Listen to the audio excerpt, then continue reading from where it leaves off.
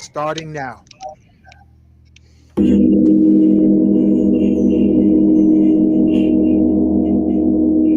Welcome to magnets, crystals, pyramids.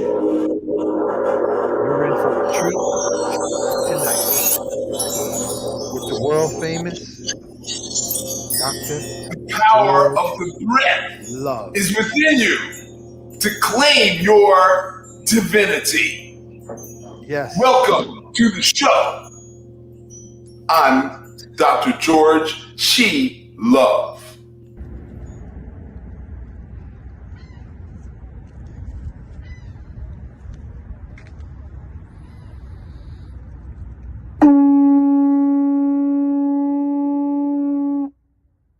Call to action. The time is now. Summon the warrior energy in you, the healer in you, the divine masculine, the divine feminine energy in you. Every single day, we are called to walk in our purpose. Answer the call. Lay down your burdens, distractions, and anything that's holding you back, and take your rightful place. The battle is all around us, and it's right in your face. Let's go.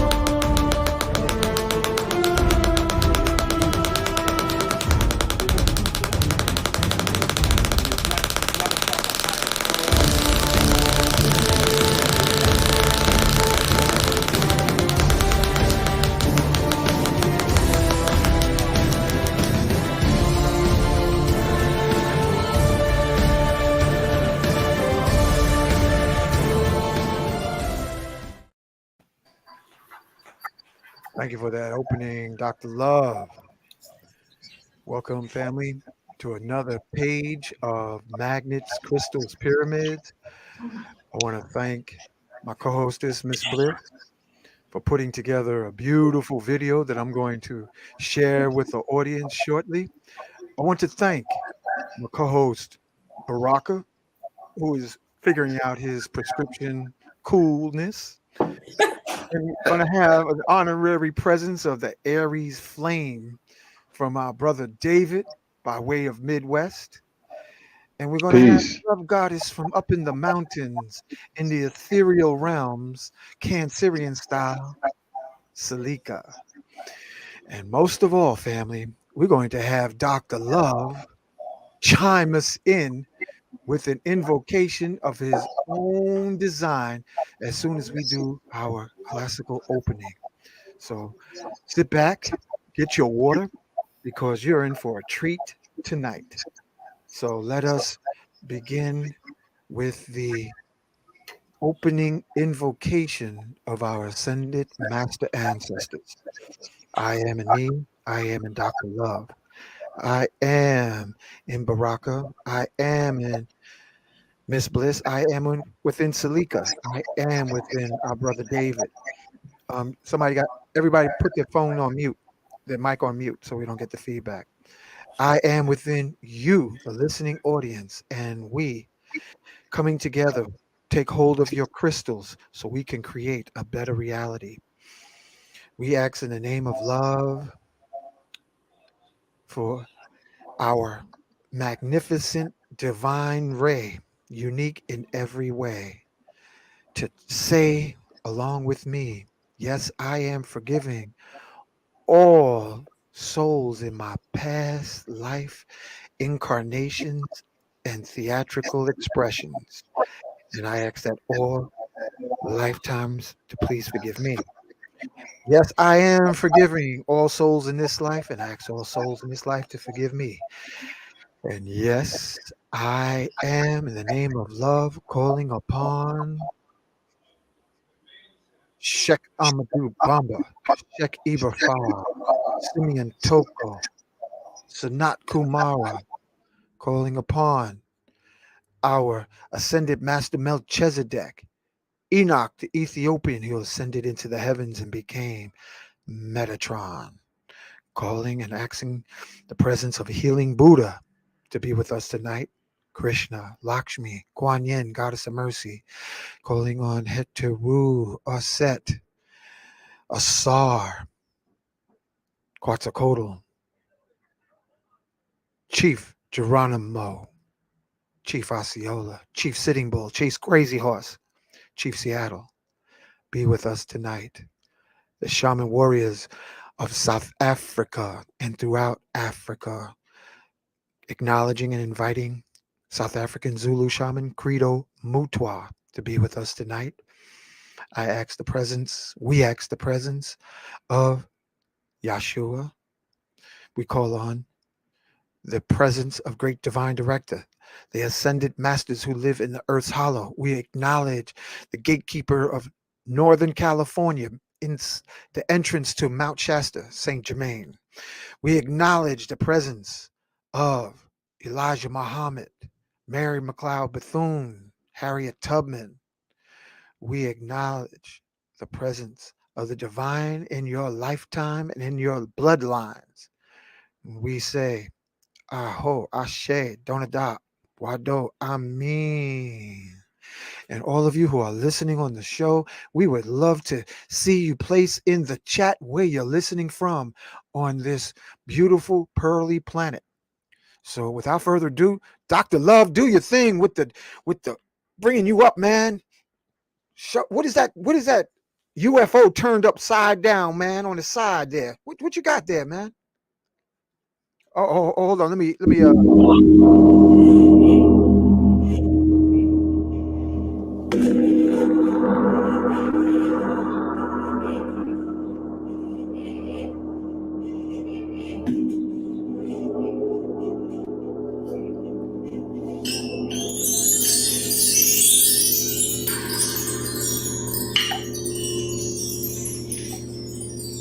So with the sound, the primordial you enter the division, you enter the space of heaven. And thank you all for showing up to learn about how you can transform your breath into divine energy. That's awesome, brother. You gonna play that for us, man? I'm gonna play a little something. Do your thing. This is a particular flute that was made for me by an Egyptian brother. I saw him, he made a hawk. And then I said, I want one with Anubis. And he says, I know what Anubis is. So he made me a two-headed flute.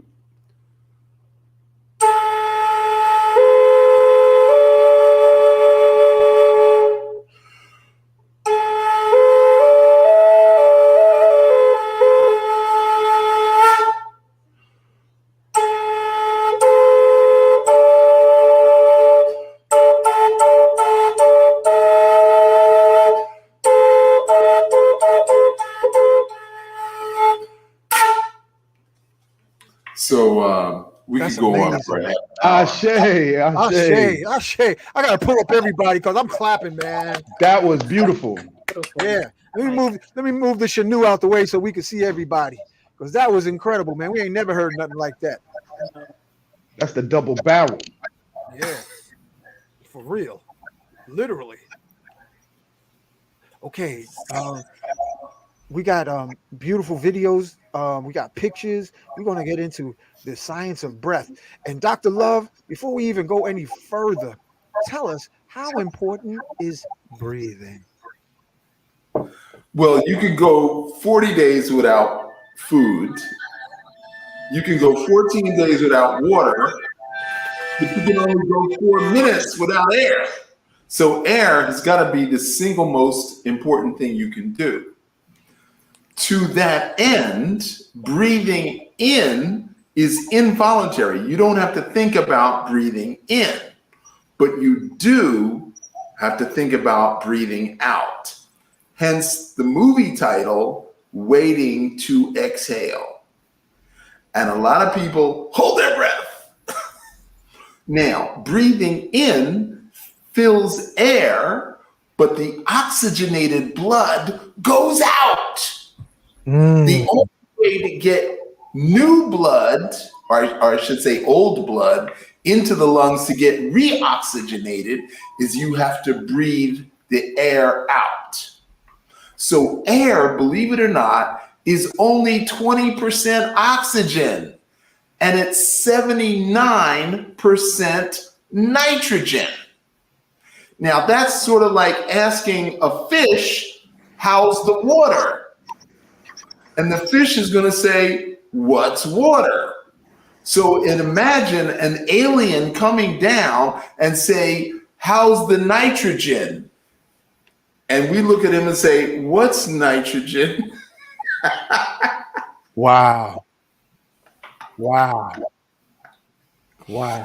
So we don't even know that nitrogen is in the air, or that it interacts with the blood. Now, you've all heard of a hyperbaric chamber.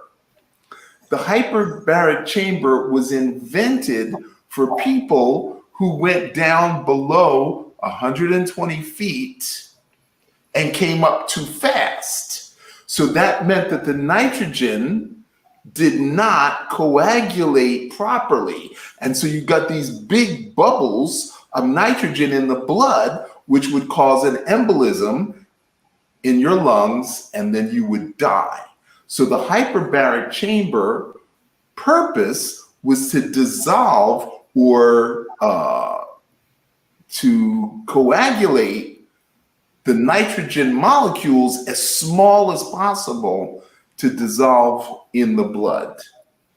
So why people are going into a hyperbaric chamber for dis-ease when there's no reason to? All you have to do is the breath of fire. Wow. And we'll talk about that later. You know, we put a video up.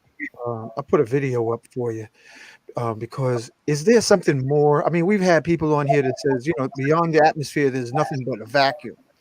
And according to Qigong, everything, Qi or prana or Qi, is everywhere.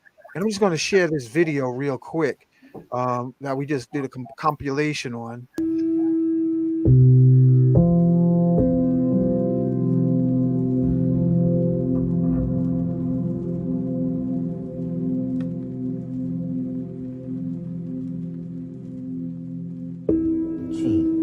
Qi actually are very simple, it's life force. You think that's air you're breathing now? Or we say bioelectromagnetic power. You think that's air you're breathing we call now? bio. We have electromagnetic power in the space in around us. You think that's everywhere air you you're can breathing have now? this energy, magnetic power.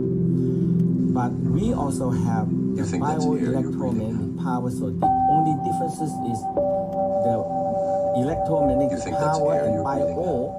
Bio means alive, a living cell produce energy.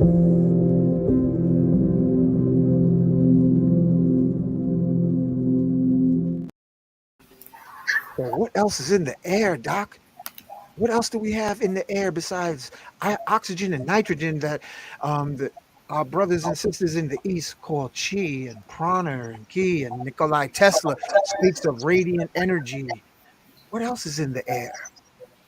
Well, one of the first meditations I learned from Master Li in Chinatown in New York was to expand your chi field to where you were 50 feet tall, 100 feet tall, 200 feet tall, 5,000 feet tall, until you actually broke through the atmospheric edges of the planet.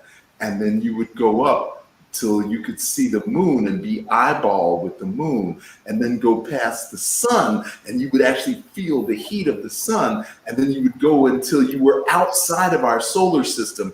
And then you would go until you were in the Milky Way. And then you would expand until you were past the Milky Way, until you were in the multiverse. And you would keep going until you could see dark holes and bright holes everywhere. And you stopped breathing. There was no inhale, exhale. There was merging your individual cells with the entire stuff of the universe. All the molecules, neutrons, protons, electrons, everything that's spinning in the universe is inside of you. And you literally can merge with all of that. Wow. And then when we had reached the extent, then he would have us shrink back and then come back slowly. And this would take 20 minutes. And we were not aware of breathing at all. That sounds very psychedelic, brother. Yeah. Yes, exactly. I don't know what kind of deep breathing, because I heard, and I'm just going on what I heard, that there's a lot of DMT in the lung field. So if you do that kind of deep breathing, I guess you would have a overview of the galaxies, because that sounds like some bufo action you just described, brother. Dr. Love, that sounds like a meditation as an invitation to encounter some other entities. Have you ever experienced that? Oh, You know, I've been hearing about entities my entire life. I went to Africa, particularly Togo, and I met Mama Keke, who's a Vodun practitioner, and I asked her about demonic forces, and she said, the only demons there are the ones you create. Mhm. So that's from a Vodun practitioner. I can't claim that I know more than anybody else, but I've had, what are those people called in Mexico? The witches, the brujas, the Santeria people put curses on me. And I was like, yeah, get out of here. What do you want to do that to you for? Wow. that's all you got. Bring more. Because when we were born, we were told there was no force outside of ourselves that was greater than us. We were taught at birth. So you're going to believe in some entities? Ashe. Spooky, spooky, spooky. I'm done. Beautiful. I'm done with the entities. You can have all that. Wow. Wow. Ashe. Yeah. I love that answer. Yeah. So you know, I remember they had a hospital in China, and I remember seeing the video, Dr. Love and family listening.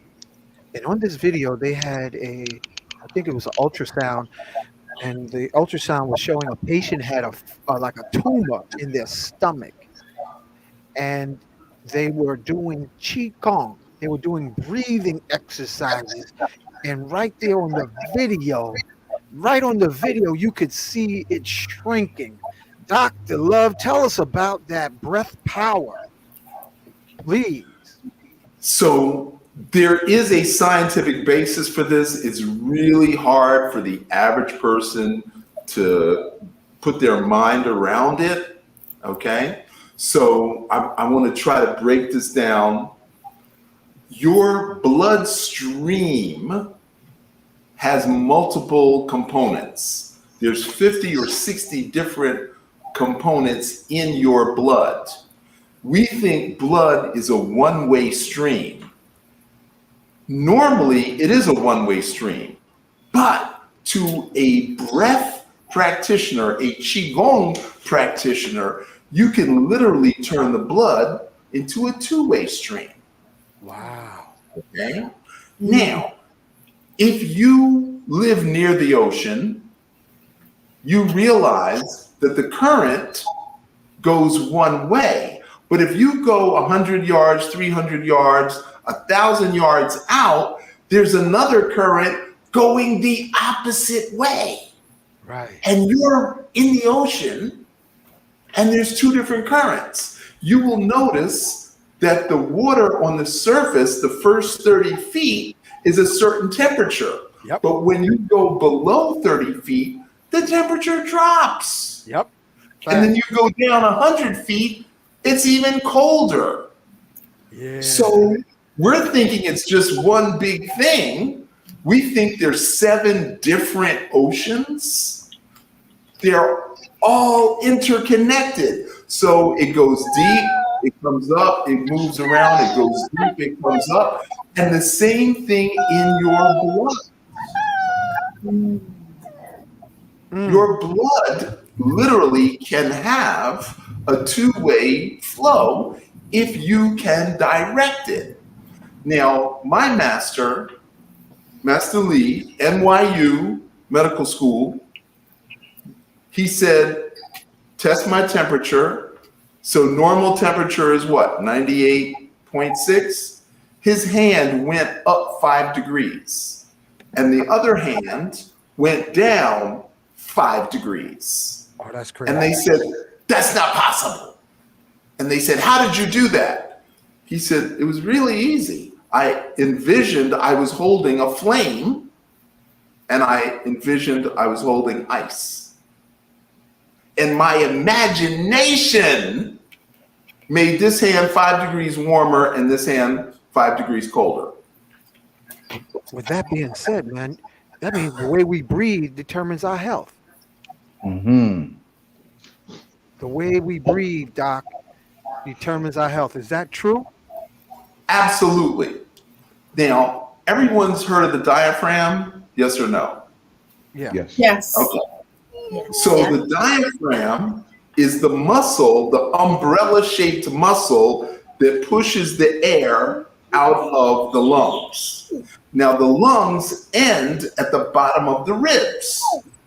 But what we don't know is that if you put your hand under your breastbone, that is the actual size and location of your stomach. If you put your left hand behind it, that's the actual size and location of your pancreas. If you slide the left hand to the left, that's your spleen. You slide the right hand to the right, that's your liver.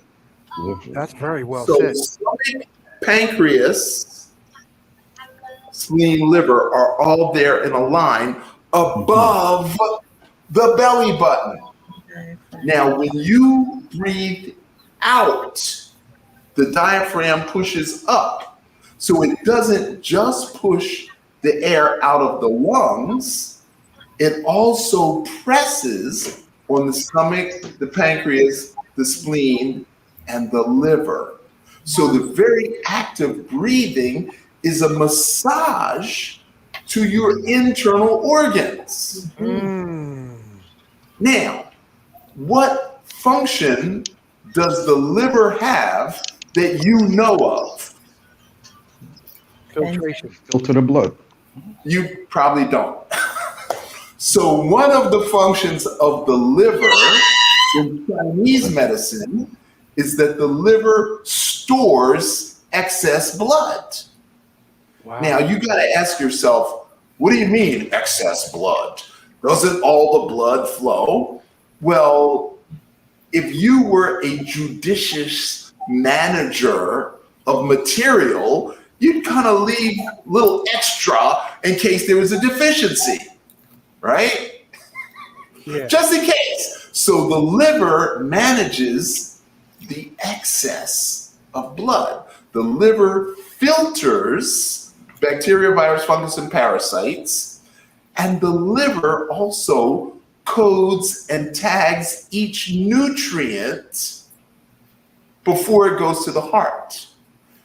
And the liver filters the blood from each organ before it goes to the heart. So the liver has some major functions that the average person is clueless about. I know in boxing and martial arts, if you get punched in the liver, that can take you to your knees. Isn't that correct, Baraka? Almost immediately. Immediately. You can get jacked up when somebody punch you in the liver. So breathing in is protecting the liver. Wow. Breathing in protects the liver. Now, what makes the blood flow? Because we all know that the heart is a pump. But what we think is that the heart pumps the blood. And that's not true. The diaphragm pumps the blood. Wow. The diaphragm pumps the blood. Now, how do we know that that is true? When your jam comes on the radio, does your blood pressure go up or down? Pressure goes up. Before you even get out of the chair, when your jam comes on, you're like, dun, dun, dun, dun, dun. It's lit. Right? Okay. And when you hear some really sad violin music, does your blood pressure go down or up? Right. Okay. Down. So the sound translated into a wave in your blood, then your diaphragm went, and then the blood didn't flow, therefore deflating the blood pressure. Wow. Dr. Love. Yes, sir. The breath, the breathing, and the movement of the diaphragm protects the liver. So is that why when people find themselves in a situation where they're fearful, they tend to hold their breath? That is correct. It's like an instinctual thing. It is instinctual, but what is a better training method is to breathe out instead of holding it. Okay? Now, let's say you were a fighter. You're taught to exhale on the punch. Yes or no? Yes. Yes. So when you exhale on the punch, where's the excess blood going? Into the liver. Into the lungs. So you exhale on the punch, inhale, exhale, exhale. Okay? So you're taught to do that. Now, I'm a professional fighter. So when I know that you're going to throw the punch, I'm going to attack you. Because I know you're going to exhale on the punch. Right. Right. So therefore, the professional fighter has to practice alternating an inhale on the punch and an exhale on the punch. Now, this is only taught in Chinese martial arts. Western boxing has no flipping clue. Okay?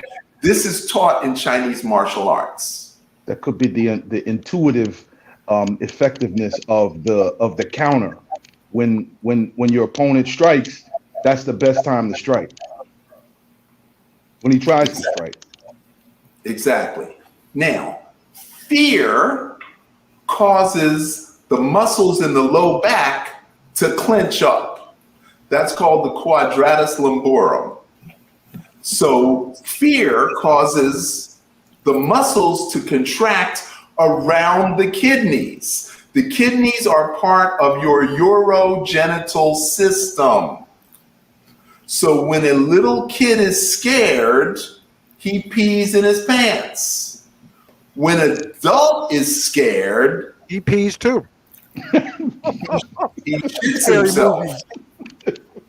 When an adult is scared, he shits himself. Hence the phrase, he was scared shitless. I've seen that. You know, and you bring up a powerful point. I just want to share what, and I've actually tried this in shamanic experiences, whether it's through breath or through herbs. When feeling fear, Dr. Love and family, they say you should start singing. Because when you sing, go ahead, brother. Touch on that, Doc. Touch on that. Okay, so number one, breathe out. Because you can't breathe in until you breathe out first. Right. So if you start going, eh-oh, oh, eh-oh, you demoralize your enemy. The minute you start singing, they're like, wait, I just stabbed him with a spear and he's singing. Oh shit, let me back up. Yeah. So singing builds your courage and demoralizes your opponent. Ashe to that. Y'all need to So- remember this piece. Play it back and remember. So this. it's your breath. It's like, ha! So that's what I do. If a little 15-year-old kid jumps out and puts a gun in my face, and I have to make a split-second decision, am I going to attack a 15-year-old? Am I going to run from a 15-year-old? Because the brain says fight or flight. But the spirit says, ha! And the kid drops the gun and runs away. Hopefully. Well, you are trained, 15-year-old kid, not trained. Right. Right. Okay? And that's why the breath training is important so you can make split-second decisions. You know, can I interject and say this? Like, a lot of times this has happened to me before, where somebody will be doing something that's kind of making me feel a certain way, and then all of a sudden I just start going,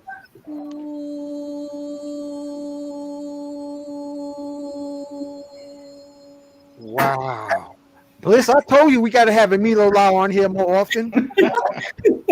I didn't see that one coming.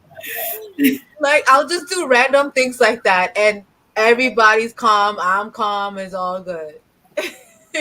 That's That'll perfect. stop me in my tracks. That's absolutely perfect. Dr. Love, you mentioned earlier that Dr. Li was, when he was at NYU, that he said that it was his imagination that allowed him to perform these feats, right? And you know, I think that says a lot. That's powerful, right? Because the imagination can be tremendous. But at the same time, I think that this is something that, especially we who've been raised in the West, it kind of makes us look really weirdly at Qigong practitioners, because often you see them doing things like, you know, breaking bricks and, you know, walking on glass, or, you know, just doing all these weird things. I mean, I've seen Qigong masters hang heavy weights from their testicles, right? When they're doing these things. I was there. I watched him do it. What is it? What is it exactly that they're trying to demonstrate? Because that's not martial, is it? It's not martial. I mean, it kind of sort of is, but I'm gonna break it down for you. Okay, so my master, early on, like 2-3 years in training, he had somebody drive a Ford F-150 truck over his chest. Damn, let me pull you up again when you say that. And I'm flipping out. I'm like, Master Li, he's like 70-something years old. Or no, he was 80-something years old. He was like 82 or 83 at the time. And like, no, nobody's driving a truck over your chest. Not going to happen.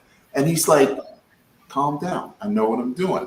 I'm like, I don't know what you're doing. You know what you're doing. I don't know what I'm doing, what you're doing. So he explained to me later, he wouldn't satisfy me in that moment, but he explained to me later that he inflated his chest and that the inflation and the blood locked in his bone marrow to take the weight of the truck over his chest.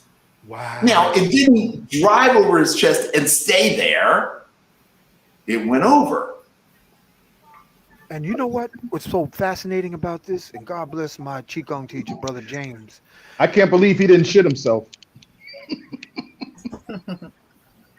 I can't believe I didn't shit myself. But that was the start of me understanding that there is a dragon and there is a snake with the breath. So the snake breath is the air held out while you move. And the dragon is the lungs filled with air while you move. Interesting. So you can do two different things. Breath in, snake. Breath out, snake. Breath in, dragon. And you can achieve two different outcomes. Well, I'm gonna tell you, family. This is very practical for the purpose of us over the age of 25, because so many people over the age of 25, Dr. Love, Miss Bliss, Emilio La, David, Baraka, their bones are weak due to, as I always say, rubber sole shoes and shallow breathing makes you almost like a cracker. Thank you for saying that. Okay. So, what does the breathing have to do with the testicles, number one, and what does the testicles have to do with martial arts, number two? There's two questions there. Now, number one, the testicles are part of the kidneys. There are two lungs, there are two kidneys.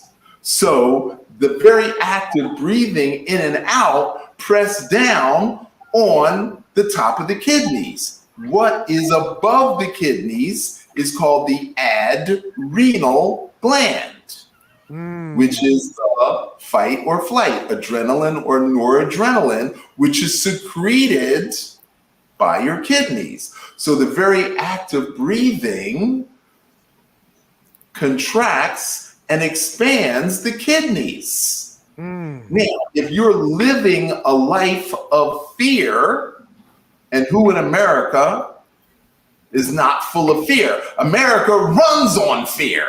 That's right. Yep. But Ashe. you can't have sex if you're fearful. You Right? talking You about men can't. or women? Well, a man can't. Yeah. A man cannot get it up if he's scared. Women, they do And a that shit all the woman's time. not going to enjoy herself if she's scared of the man. Don't they, Emilio La? I Huh? ain't gonna put you on the spot. Very true. Very true. Shoot. Not cool. That's Not yes, cool. that's- Don't put her on the spot like that. No. Okay. So the second question was, what does that have to do with martial arts? Now, I'm a professional fighter. Do I want to go 10 rounds? No. Do I want to go 3 rounds? No. Do I want to go 3 minutes? No. I want to go 30 to 60 seconds. That's all I want to go. Now, if I can take out your testosterone, I can take you out of the fight. I can take the fight out of you. Now, does that mean I'm going to kick you between your legs? Not necessarily, but what I can do is drop down and punch your quadriceps so vigorously that you cannot stand. I think that's what rubber sole shoes do to us anyway. Okay, you What about cannot that, Doc? defend yourself. How So, important is grounding? okay, let me Whoa. finish the answer on Yeah. grounding. Yeah. So if I'm attacking your thighs and you cannot support yourself, your testosterone goes down. Now, if I'm going to do this thing where I wrap this silken thread around my testicles and pull them down and then tie that to a rope, and I tied a rope to a tractor trailer that's on a street, that's on an angle, and I'm going to walk a block up the street tugging a tractor trailer behind me. I was there, I watched it. Wow. I watched it. It was in San Francisco. So nobody is going to mess with Master Paul. I hear You that. understand? They're just not going to do that. And you know what, Dr. Love, I gotta say this, man. Beautiful, Doc. In studying, and I'm still a student of all this breath action. And you know, I gotta salute family. Dr. Love is definitely live after 25. He just came back from a tropical island full of sand, and he was out there doing the underwater boogie with his breath work. So big salutations to our brother Dr. Love, because he's living his life more than some couch potatoes. You know, straight talk, bro. I salute you for that. What I find is very helpful before I even start working in my lab is to literally go outside and bike ride for the purpose of breathing, deep breathing. And I love doing hills just to feel the energy. How important Dr. Love is exercising in order to get the breath nowadays. Okay, so I have to mention one of my Chi brothers that I put on a pedestal. He credits me with going to acupuncture school and mentoring him through acupuncture school. But this brother was riding a motorcycle and got hit by a tractor trailer. Boom, boom, boom, boom, boom, boom, boom, boom. 8 sets of tires. He was paralyzed for a year. He asked his brother, they figured out some kind of Morse code thing, and he asked his brother to bring him martial art films. Wow. So every day his brother would go to the hospital and play these martial art films. After a month, he was able to use finger, and then a week later his hand, a week later his arm, and 3 months later he walked out of that hospital. His ankles were broken to the point of deformity. His wrists are displaced. Like you see, his wrist would be over here. So he wears wristbands and he cannot wear shoes. Wow. So he wears these socks. He wears these thick socks and he spray paints them with black paint. And he moves so quickly that no one notices his ankles or his wrists. And he has an acrylic cane that he's always spinning, this acrylic cane, so you never notice any of his deformities. That's amazing. So he told me every morning he literally has to crawl out of bed. There's a tree in his backyard, and he nailed these wooden steps, and he literally climbs up the tree with his arms, and then he does pull-ups, and then he brings his leg up, and he does that for 30 minutes, and then he gets on his bicycle and he rides his bicycle around the neighborhood, and then he feels normal. I hear But that. if That he makes me doesn't think do of Wayne that Chandler, every man. single day, he can't move. He's like this. He's catatonic unless he does that every day. This is amazing. I Dr. remember. Love. Go ahead. We on a roll now. Let me find. Yeah. Go ahead, bro. Let me pull you up. Yeah. So, hey, Dr. Love, thank you, brother. You have just given up more jewels, more secrets than Bruce Lee ever did, right? And I just thinking that I had to give credit real quick. The question originally was from Dr. Moses Powell, who said, you know, he saw these Qigong masters. He said, yeah, all that is nice, but can he fight? The point is that ultimately Qigong is about health, not necessarily, and it applies to martial arts. But my question is this: the Qigong masters and the masters from the East, they will tell you about conserving a man's seed, and they also talk about how precious the blood is. One thing that I never understood is that they also laugh at the West and say that even for health we should conserve sweat. I ain't Can never you heard speak? that. Can you speak to that? Yes, I'm gonna break all this down because all those are important questions and they all need to be answered. Okay. Sweat. So conservation of Qi. So Master Li made his money from teaching martial arts. He said, I can't make any money teaching Qigong. Nobody wants to learn the internal. They all want to learn how to break bones. He said, but you, my friend, I'm going to teach you the secrets of Qigong. It is easier to break bones. It is harder to heal bones. So I was selected out of all of his students to be the one. And I didn't appreciate it at the moment because I liked fighting. I liked hit. I liked being hit. I was in football and in the Navy. So I enjoyed that contact. And he said, sparring is going to cause your Qi to leak. Wow. I do not want you to spar. And I was like, wow. You know, so I'm going to defend myself. I'm sorry, ask the question? Yeah, this reminds me, a special shout out to Grandmaster Alan Lee, who taught brothers in Manhattan breath work along with martial arts, but they would be taught to literally, and what I took up was from a student of Master Alan Lee, the breath work for the purpose of just being able to bounce instead of break when I fall off my bicycle. Exactly. And then we started noticing, special shout out to my classmates, Brother Mike and Brother Eric, and we noticed that we would bump into something and we would bang into that. We would rock that without feeling any pain. So coming back to you, Dr. Love, take us with you, bro. Take us with you.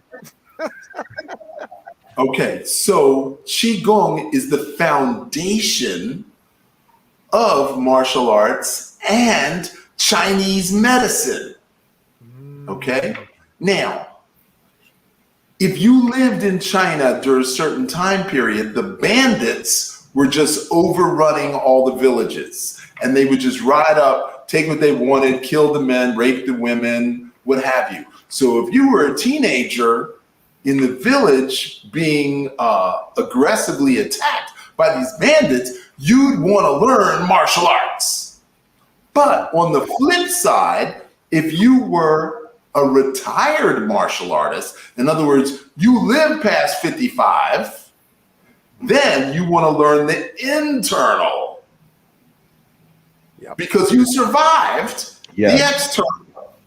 So it depends on your age group. Okay?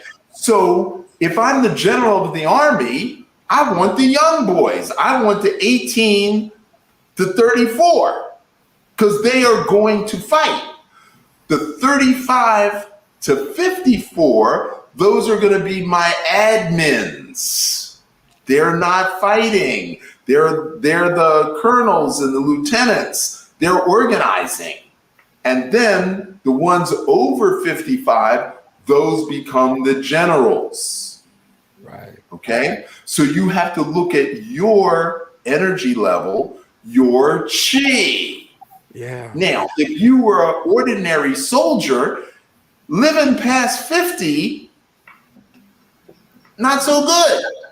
because you're gonna die. You're gonna get injuries in your 30s, which makes it risky to live past 50.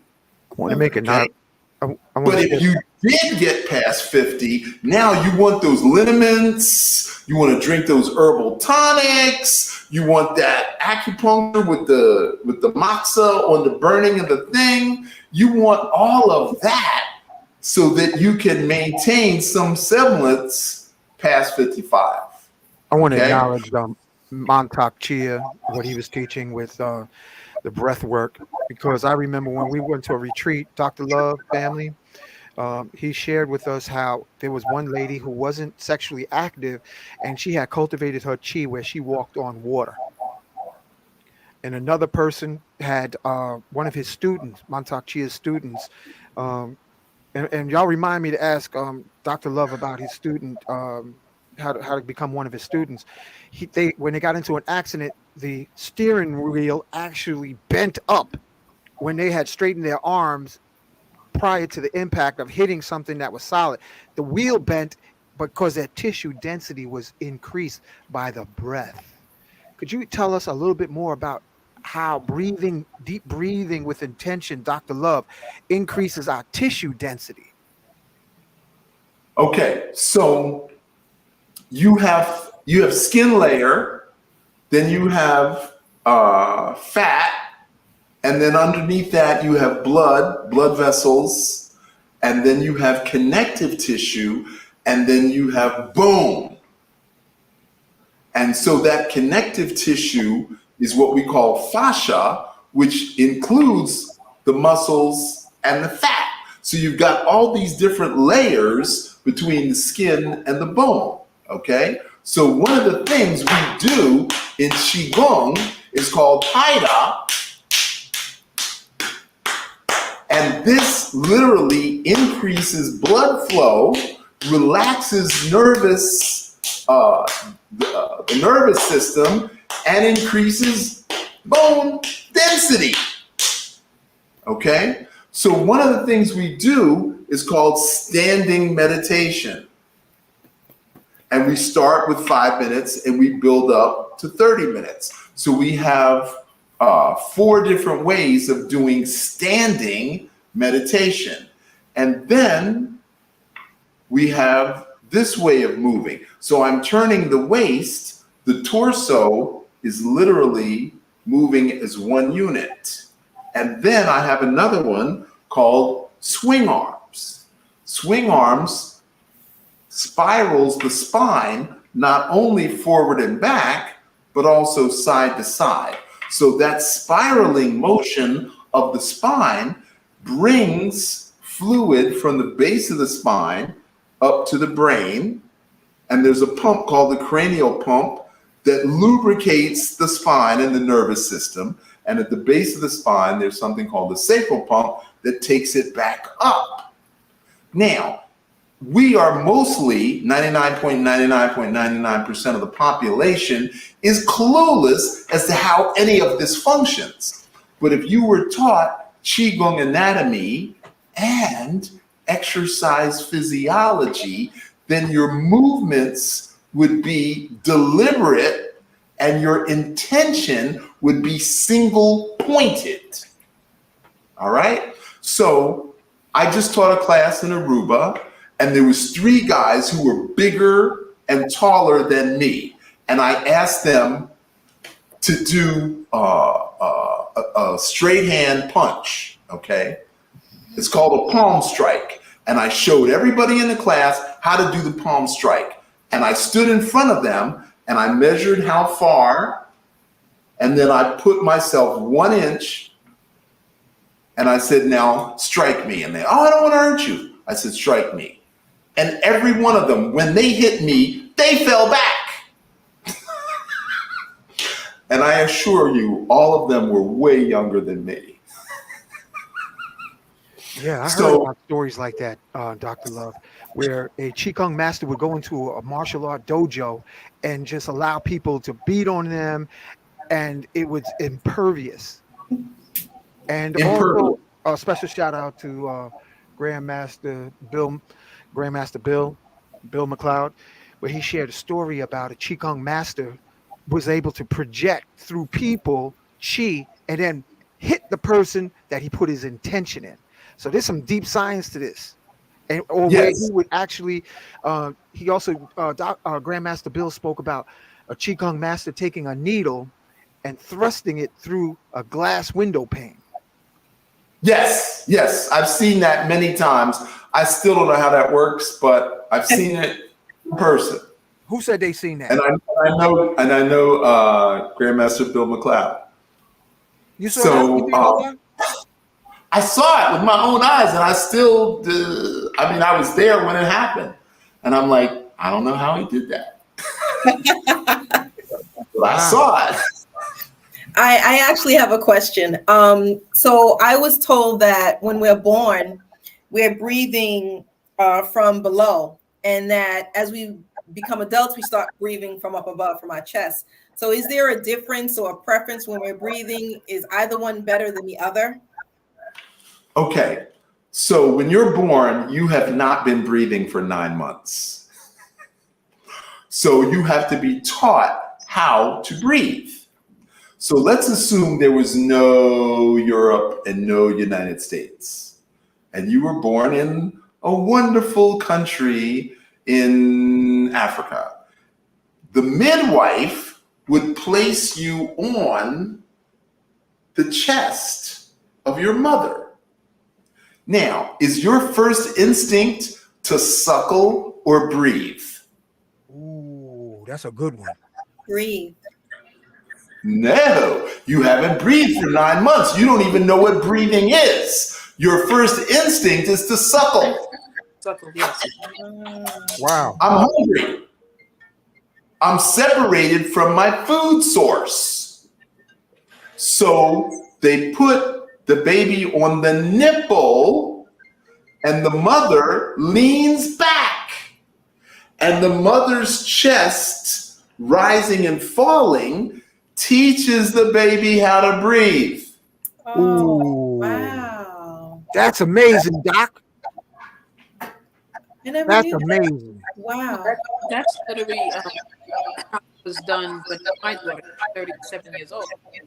And she was born in the hospital. And as soon as they took her out, they put her right on the breast.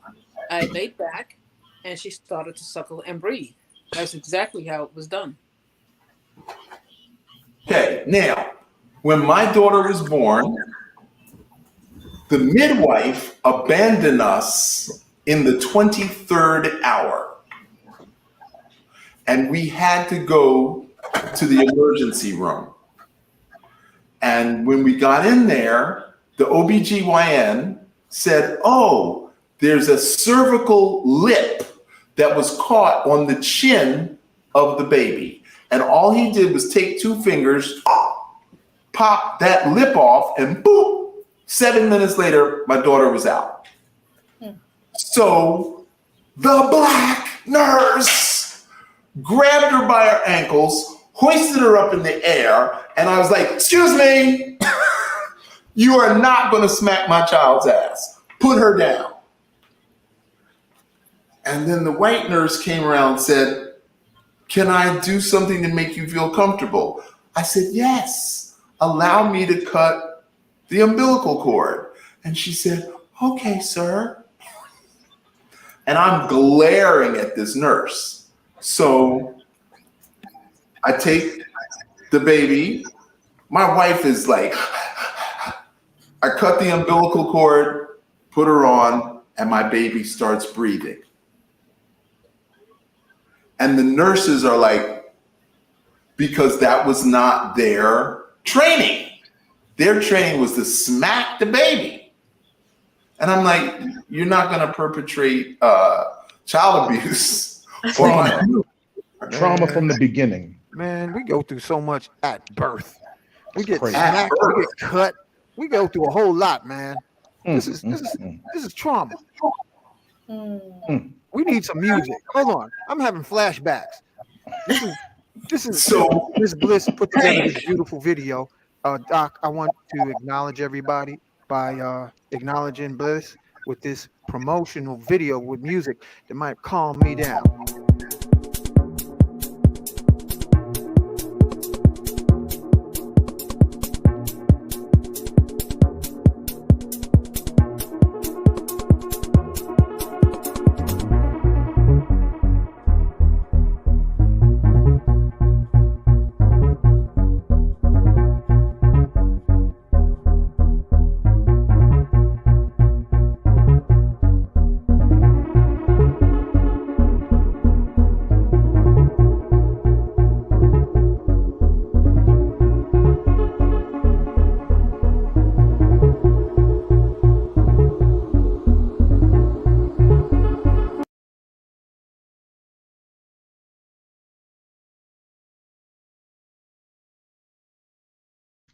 Ashe.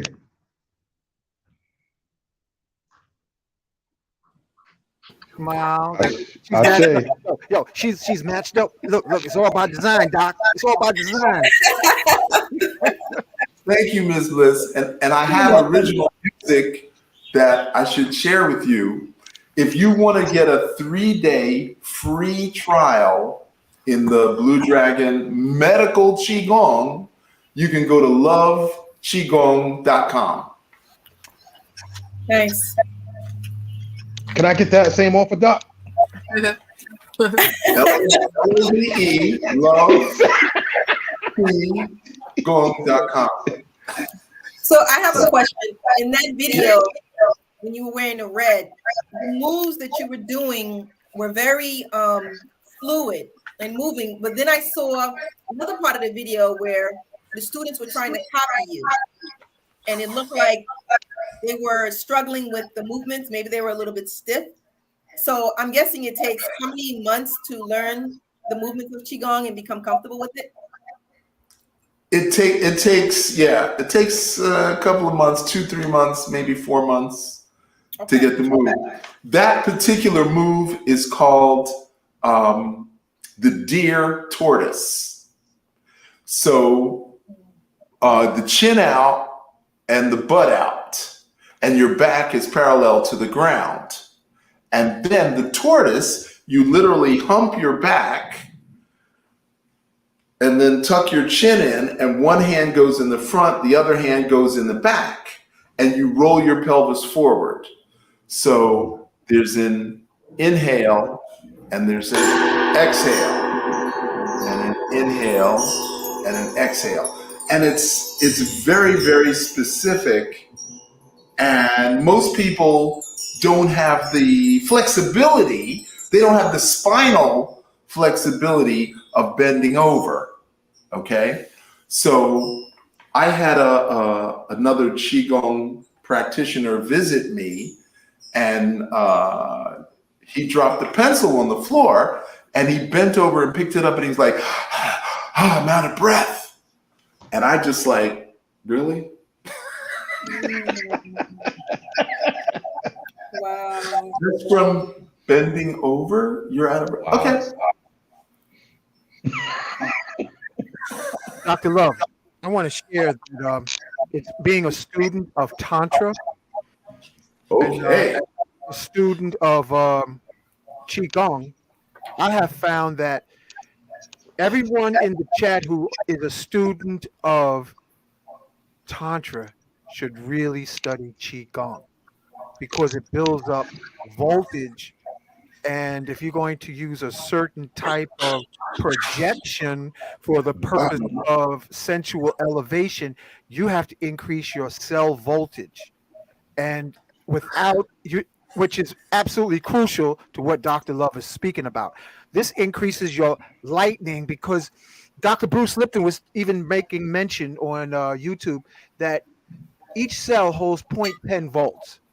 That means that we have like at least 1 trillion volts of potential in our bodies, but we need the deep breathing so that we can charge up our battery voltage, even for intimacy at night. Because quiet as it's kept, women compare the present lingam to the previous lineup like players on a football team. Yeah, So they if you do. don't have no voltage and you coming up to bat, they'll put you on the bench and you don't even know that. Am I wrong? You'll This is never am I know. wrong? Y'all tell me if I'm wrong. You'll never know. They won't tell you. They won't tell. Mm. How come y'all sisters quiet tonight? So let me ask a question. What is the sound that men make just before they ejaculate? Whoa.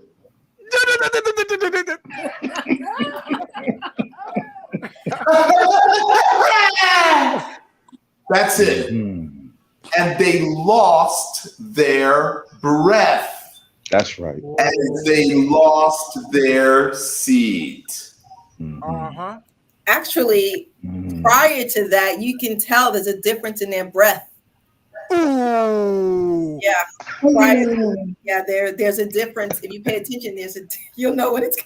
Now, you know, we got two other sisters You here. know when it's coming. Come on, ladies. Dr. Love, let's hear what the ladies got to say about this. Salika, do you have a comment about that?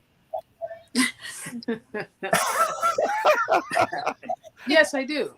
Please share with us. What is the sound of a man before? Habba, habba, habba, habba, habba? Usually it's silent, but that's a woman's control. And for the ladies out there, you'll want to learn how to breathe and have a man have an orgasm when you're ready. Hit me up. I can let you know. And their breathing is different when you work in the science. You can tell that it's working for you. Now, this sounds like a dual Dr. Love Salika workshop happening now. Well, it's been proven. Yeah. Ladies, I just know what I'm doing. I know what I know. Dr. Love just dropped. We had to have you on the forum. That's why. I'm getting hot up in here. Let me take my shirt off. Dr. Love just dropped a serious bomb. Yes, he did. If I may paraphrase, I think he essentially said that having sex or making love is essentially a breathing exercise. Ding, ding, ding, ding, ding, ding. We have a winner. Absolutely. So, if you practice the breath, just like a drummer practices all the drum rolls, or a horn player, or a saxophone player, anybody who uses their breath as an instrument, the human body is also an instrument. Mhm. Okay?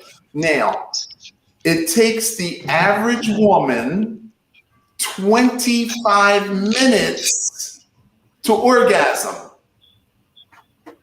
It takes the average man 6 to 10 minutes to orgasm. And this is true on the continent as well as here.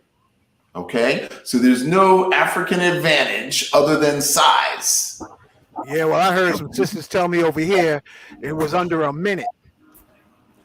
Okay, so yeah, so those women are being cheated out of 24 minutes. What you got to say about that, Dave?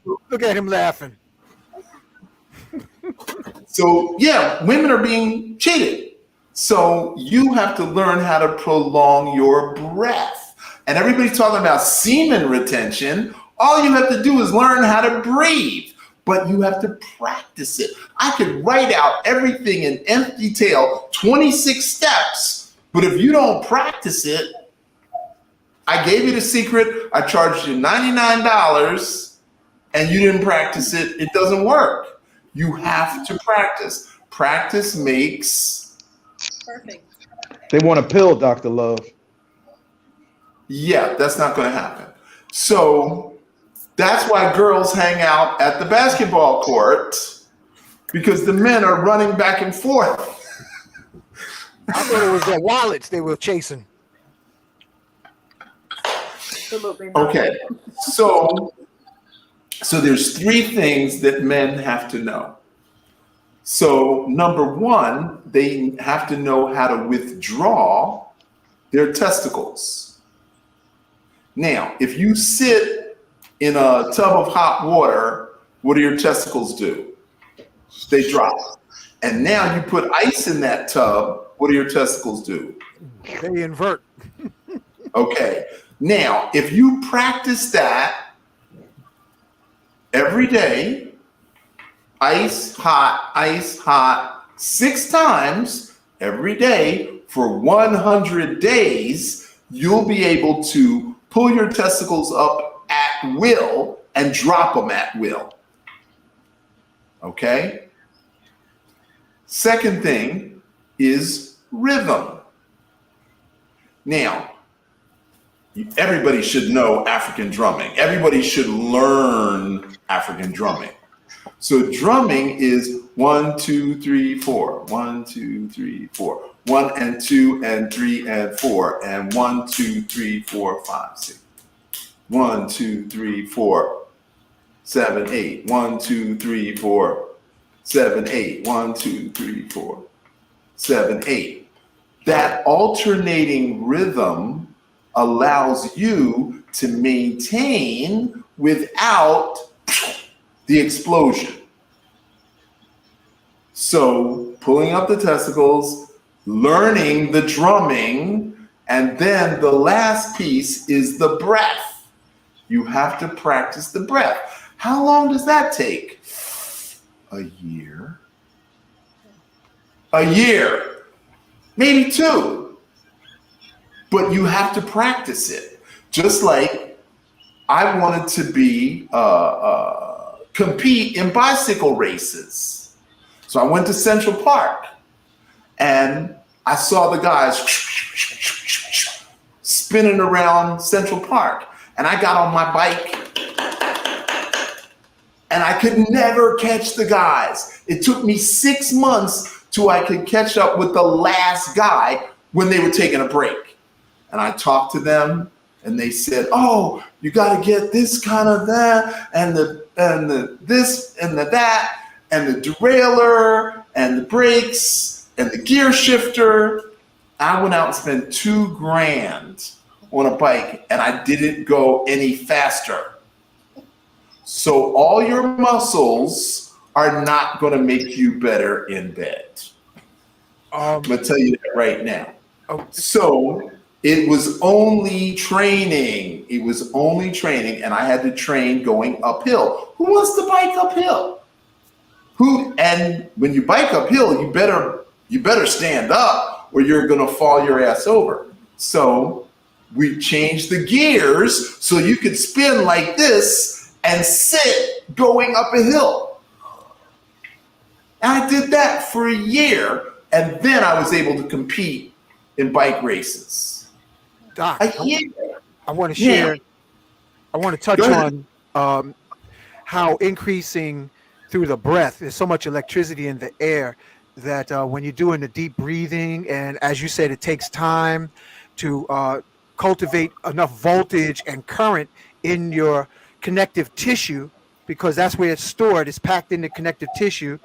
That when you literally, and I'm thinking of what the student of Grandmaster Alan Lee said, that they would practice, they would literally know how to project across the street and bring a woman to orgasm without touch, because they've been doing so much breath work and packing voltage and current. They would send lightning fingers yards in directions. And I'm thinking of Master Nit Yama, I'm thinking of Master Yao. This is what you should be teaching touchless bliss, dude, brother. That's right up your alley. Okay, all that is true. It's a little fantastical for the average person, but it is true. I was at Cal State. The head of the track coach who coached Tommy Lee, the brothers who were in the 68 Olympics, he was their coach, and he was giving a lecture, and we were talking about melanin and the electrical energy in melanin. So he said, if a naked sister walked across the stage, how many people would get excited? Nobody raised their hands. He said, y'all a damn lie. And he ripped his shirt off. And everybody went, ooh, and all the girls went, ooh. And he said, see, Wow. His charisma, his magnetic energy, and the melanin in his skin made everybody react. So a brother from across the street can absolutely send sexual energy to grab somebody. That is absolutely true. Dr. Love, I have a question. Mm-hmm. Going back to you were saying when you were in, was it Aruba, and you had the gentleman try to approach you and they couldn't because they were just maybe 2 inches away from you and they fell back. I had seen a documentary back in the 90s where there was a master, he was in China, and he said the student, according to him, was ready when they came to the top of the mountain to learn every single day for a year. Then they were ready to learn. And he would have his classes every day for a year. And this gentleman, he would come from the States. He was a white man. And he loved this master. And they literally showed them trying to approach him. And they were literally like a whole foot away, like 6 feet away or whatever it was. And he would put his arm out and they tried to approach him and they would bend over. They couldn't even, every time they tried to use their moves, the karate moves, to come approach him, they would keel over and fall over. Is that the same energy that you were using? Oh, I'm sorry, I can't hear that you. That is one of the fake scenarios. Okay. Wow. That, unfortunately, that one is fake. My master went to a judo master, and the judo master grabbed him. My master did not defend himself in any way, and the judo master grabbed him and turned him and tried to, and he could not. There was nothing he could do with my master, and he finally gave up. And my master said, my eyes were closed most of the time. He said, I just felt where he was lifting, I went heavy. When he pressed down, I went light. When he went right, I went left. He said, all I did was counter his energy. Now that is real. Right. Yeah, that's real good. That's real good. I want to acknowledge Adara, my classmate of Tantra. I want to acknowledge even Salika. She's definitely like a Tantra Jedi for real, especially with crystals. Yeah, she can work some crystals, y'all. She's right there. Yes, my crystals. She is a crystal too. Yep. Dr. Love, go ahead, brother. I'm sorry. Are there any telltale signs of a fraud when we're looking at some of these Qigong teachers and masters? Like how do you know when something is fake?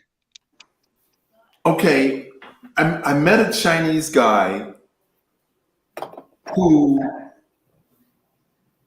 who's using trickery and fakery, and I wanted to call him out, but I couldn't because one of his students was a friend of mine.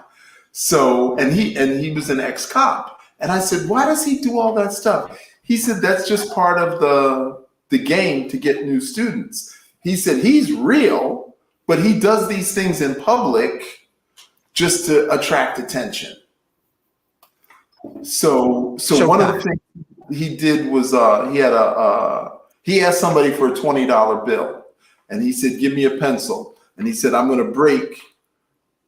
And he spent 10 minutes talking and and distracting. And then when no one was looking, he went, pop.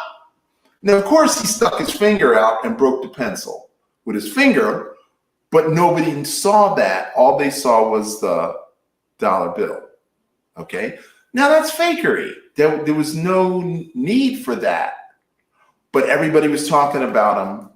And so people wanted to sign up. So not that this guy's a fake and that guy's a fake. The thing is, where is your heart? Who attracts you? You know, there's very few of us in that circle. I'm the first non-Chinese grandmaster of medical Qigong. I also want to acknowledge Wayne Chandler, because he got hit by a truck and flew like 100 feet, and he got up and brushed his pants off and kept on moving, didn't have any brakes. So there is, Brother Baraka, there's some real Qigong practitioners out here that can really bounce way further than ordinary people can get hit. So that's no doubt. No doubt about it. Yeah, Wayne Chandler. Yeah. Wow. So Dr. Love, you, brother, you have dropped so many bombs. You've given us the martial aspects of the Qigong, the physical, the health, the sexual. So the sexual is also tied to the spiritual, but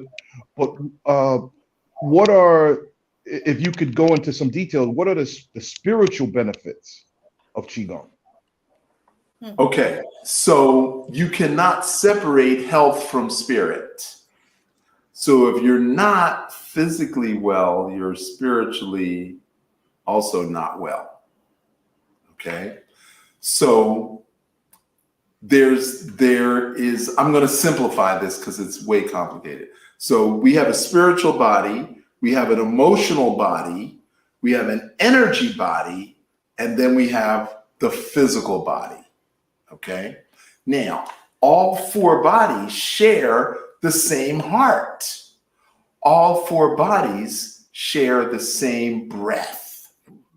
So you can use the breath to elevate the spirit. You can use the breath to calm the emotions. You can use the breath to strengthen the energy and protect the body. So everything comes with the breath. Now, if you're angry, what's your breath like? If you're fearful, what's your breath like? If you're worried, what's your breath like? So the minute you catch your breath, then you have to shift. So that's why you learn breathing exercises to take you back into balance so that your energy is harmonious, your emotions are ordered, and your spirit is ascended. Okay? Now, we are people of skin color. We are abused, discriminated, whatever word you want to use, based on our skin. But spiritually, we're not our skin. Spiritually, we're children of God. Now, when you use your breath to connect to God, then no man can insult you. No man can demean you, emasculate you, demoralize you, or de-energize you when you know who you are. And when you use that breath, when the police stop me for running a red light, I say, "How are you, officer? How is your day going? I hope there's somebody at home waiting for you." Really? Yeah, okay, I'm going to give you a warning this time. I didn't ask for a warning. I didn't ask you for anything. All I did was open my heart to this potentially life-threatening situation. Yeah, that's real. That's real talk. That spirit. Wow. Awesome. Awesome. I have a question. So when you're talking about healing organs, in particularly a woman's womb, or if she's having any problems in that area, what is the process? Is it just simply breathing into that area so that she could receive air? Or how does that work? I'm so glad you asked me that. Okay, so there's something called anal rectal breathing. So what I want you to do is take a deep breath in, take a deep breath out, push all the air out, no air, out. Now hold your breath and now push your anal sphincter out, pull it in, push it out, pull it in, push it out, pull it in, push it out, pull it in, push it out, pull it in, push it out, pull it in, push it out, pull it in, breathe. Yeah, you're short of breath. I can already tell. Now, you have to do that 8 times every time you pee or poo. Do that anal rectal breathing. And in 100 days, the muscles, the concentric muscles around your birth chamber that we call the uterus or the womb will literally be strengthened. It's an actual muscle. Now we have 6 sphincters. So we have the anal sphincter, we have the sigmoid colon, which is the top of the rectum. Then we have the ileocecal valve, which is the opening from the small to the large intestine.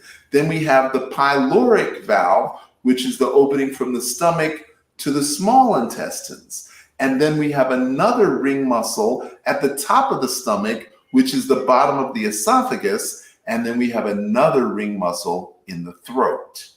So if we practice just the anal sphincter, and we practice that 8 times, 3 times a day for 100 days, then we practice doing the abdominal sphincter.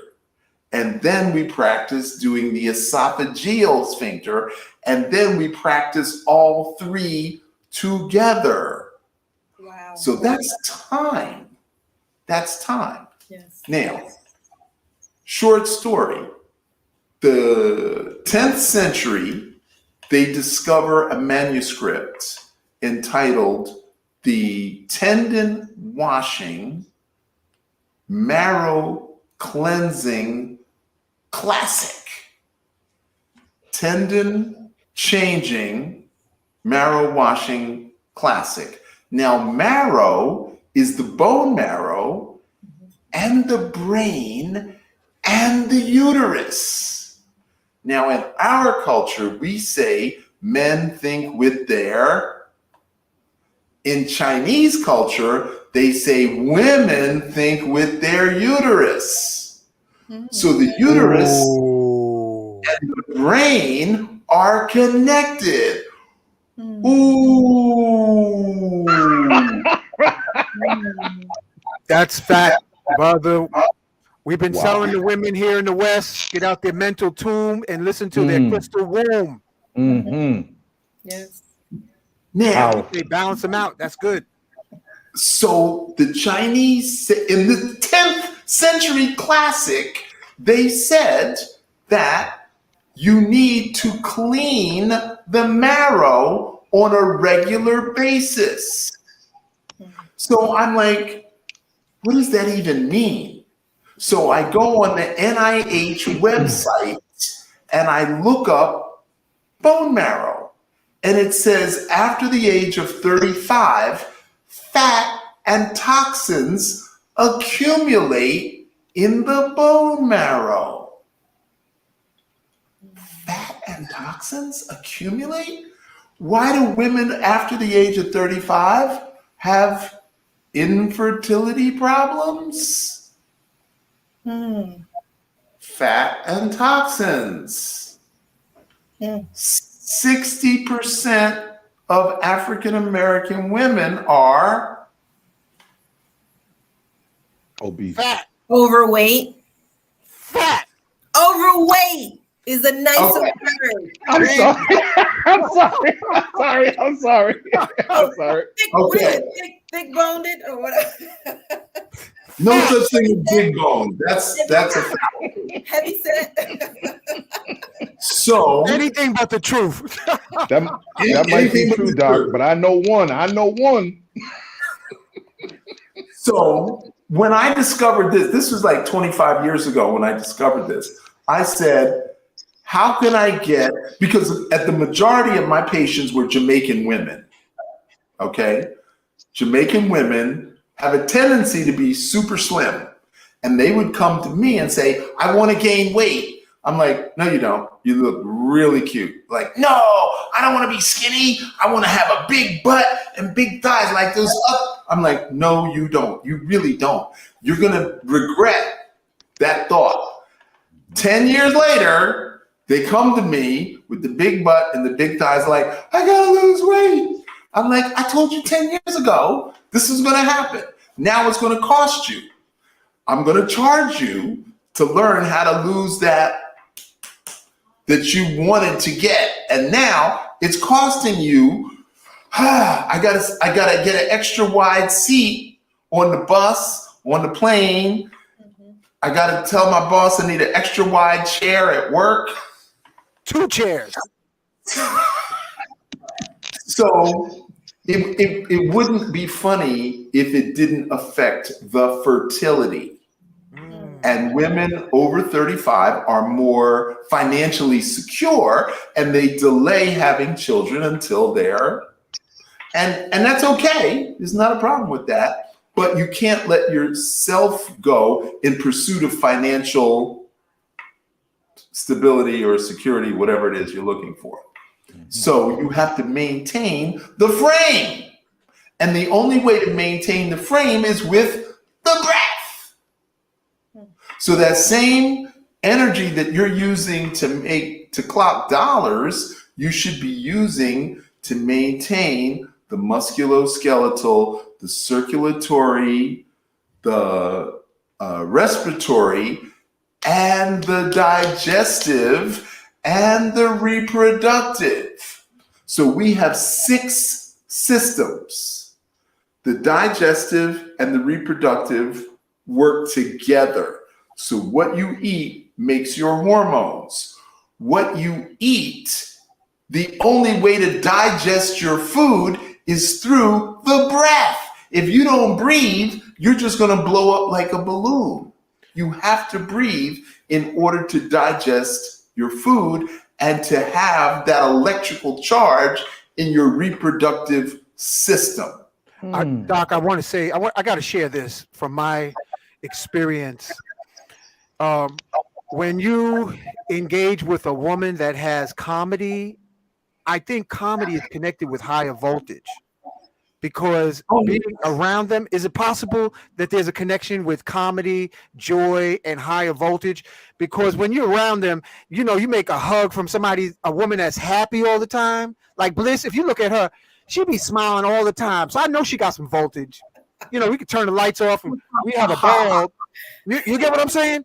And Salika, if you look at Salika, she look like she might be like 25, 30, and look it up. The reason I have Milola over with us, and she got her little love child with her, because they got energy. Them 3 women up there tops. Listen, the Supremes don't have nothing on these 3 up here, up on the top. 2 of them is the Cancer, and the one in the middle is the Earth sign. So the Earth is holding the cups. like scales, all right? But I noticed with happiness and joy that they got good loving. You could feel it exuding from their aura. And like God bless Robin Harris, the comedian, when he said, you can tell when it's good to a woman. You can tell when it's good. You can tell, and then you can tell when it's bad, because they'd be like, can't give it away. Is there a connection with happiness and the inner smile? Okay, so there's 2 points that you made, Hank. The happiness has to do with ha ha ha ha ha ha ha, and that is the diaphragm pushing the blood. Ooh. Yeah. Wow. Yeah, I laugh all the time. So a second ago, Dr. Love, you were talking about the big bone women and fat in the bone marrow. Some Qigong masters, Tai Chi masters, will say that eating meat, or those bacon double cheeseburgers, hurt your ability to be sensitive to the energy. And that kind of makes sense to me. I would love for you to speak on that. But really, what I want to know is, I mean, if that's true, then how do you explain, the thing with Chinese culture where, bro, they eat anything. I mean, that flies, crawls, walks. I mean, they literally eating, just everything. I mean, how does that work? Okay, so let me clear the floor. Food insecurity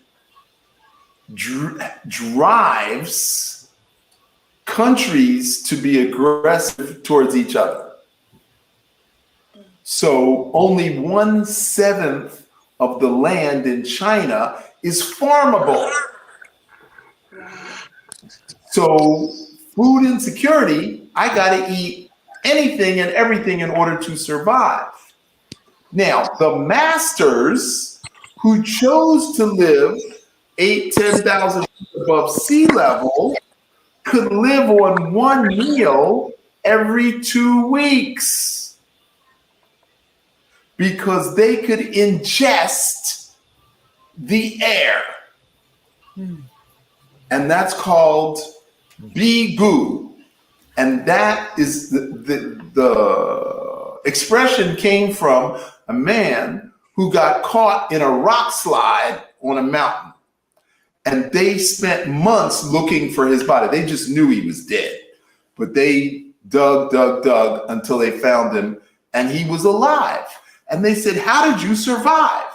And he said, "I watched a tortoise, and every hour the tortoise would stick his head out, and he would take 8 breaths. And I started doing what the tortoise did. And that's how he was able to survive 2.5 months without food, without water." Wow.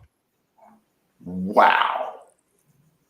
So if we can survive without food and without water, what is the thing about meat? Now, again, in China, beef was only reserved for the elderly. Young men didn't eat beef. Animal protein is a requirement to live a long time, past 65, 70. So your parents and your grandparents, if you were able to get beef, you gave it to them. And they didn't eat like a big chunk. They didn't eat like a steak. They would mince the meat and mix it with rice and vegetables in order to extract the protein. Now, let's fast forward to the United States, 1978. Vitamins, minerals, supplements, bodybuilders, protein, whey, whatever. You don't need meat when you can get nutrients through supplementation. So when we look at what they went through and what they came up with and what we now have, okay? Another thing was, don't spill your seed, because when you ejaculate, you lose minerals that you can't get back. But in modern America, you can take zinc and magnesium and calcium and B12, and you can take all these minerals. So technically, you can ejaculate all day long and not lose your strength. Funk that. Wow. So does that answer your question about the meat? Yes, sir. Yes, sir. Thank you very much. Yo, this is amazing, Dr. Love. This is an amazing platform. I just want to thank everybody on the platform and everyone in the audience. This is amazing. So tell us, what was it like on your trip? Because we know you're over 16, so how has... I'm in my 7th decade. I'm 40 years practitioner. of Asian medicine and martial arts and Qigong. So I'm the poster child for what I'm preaching. Okay. Got that right. So a friend of mine had his 42nd birthday party, and I had one drink. At the end of the night, him and all his friends were like this, and I was like, what's wrong? What's wrong? Yeah. I danced everybody out. Yeah. All right, you bragging now. We might have to get you out there with us now. All right now. So the issue is training is the key. We go to sleep every night, but we're not training while we're sleeping. And you could be training while you're sleeping. You could be visualizing, you could be processing, you could be programming while you're sleeping. You could go to bed 30 minutes early and get up 30 minutes early and train for 30 minutes. There's so many things you can do to be better, but we'd rather scroll through. And I gotta tell you, magnets, crystals, and pyramids is addictive. I love the platform. I get a charge out of it. But I limit it to 3 times a day, and I'll go backwards to see what I missed.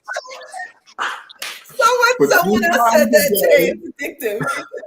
And I'm always looking for Miss Bliss because she's always the peacemaker. She's always like, "Come on now, let's consider all points of view here." That's it. I love you, Miss Bliss. I love you. So, And I think Miss Bliss, who was telling me, was it Salika or Miss Bliss, that they have now people, men in their 40s in nursing homes? Who was telling me that? I was. Touch on that, please, Salika. Listen to this, y'all. Yeah, there are nurses that are working in nursing homes, and they're seeing an influx of Black men in their 40s coming into nursing homes with diabetes, having like heart problems, all these problems that they're having. And the reason why they're in there is because they never cultivated relationships. They have children that they, don't know, in and out of jail, running the streets. And now they have nobody to take care of them. The mothers have passed on. So they're in their 40s, and that's what's filling up the beds. So they were talking to the men saying, y'all need to do better because you abandon your children by different women are tired of y'all, and y'all have no place to stay. When you're sick, you have nobody to take care of you. I personally know of someone who has heart problems and had surgery years ago. It's supposed to last 10 years. I think they replaced the valve. I don't know the details of it. And it lasted 16 years, but now they're in need of surgery. Second marriage, has 2 children, no place to really go. COVID hit, pandemic hit, and what they had is just not in place anymore, and there's just nobody really to turn to.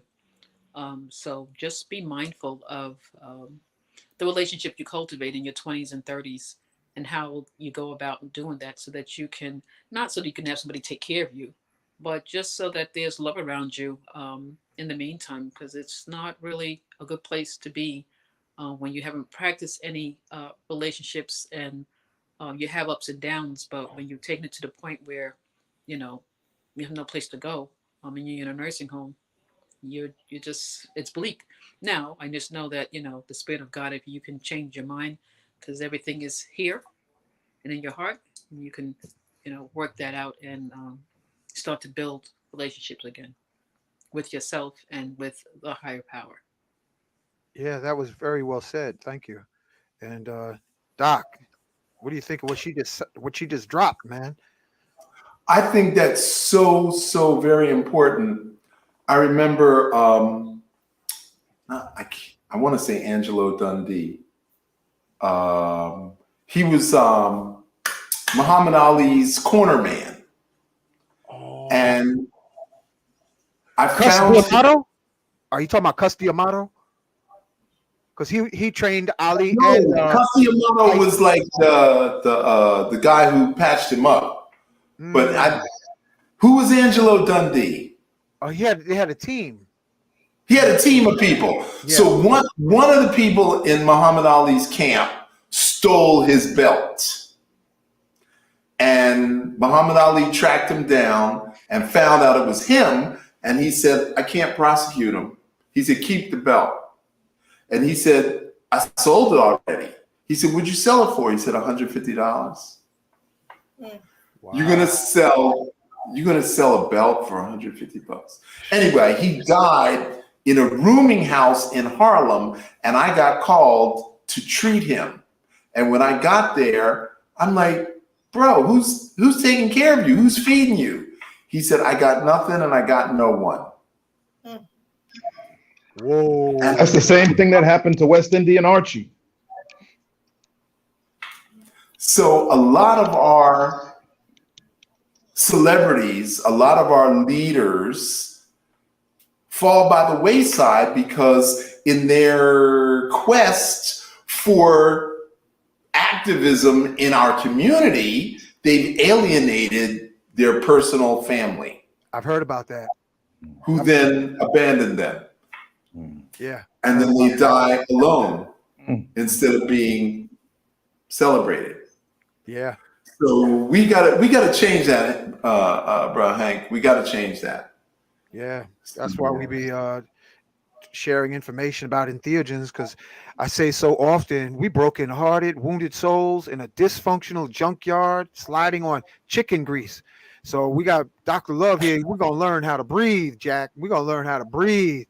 We're going to breathe, fart out the chicken grease, clear our pipes so that we can go into altered states and be all right with or without the entheogens. Yep. Mm-hmm. Yeah. Okay, I want to teach you 2 breathing exercises.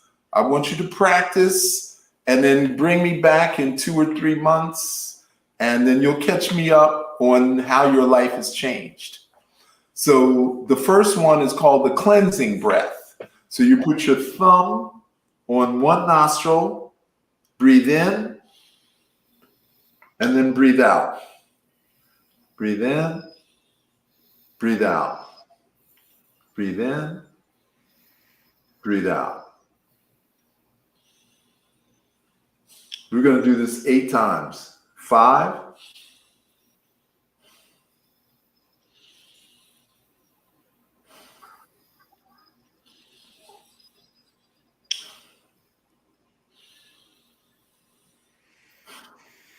Okay, that's just 8 times. Now the other hand. Inhale. Exhale. Inhale. Exhale.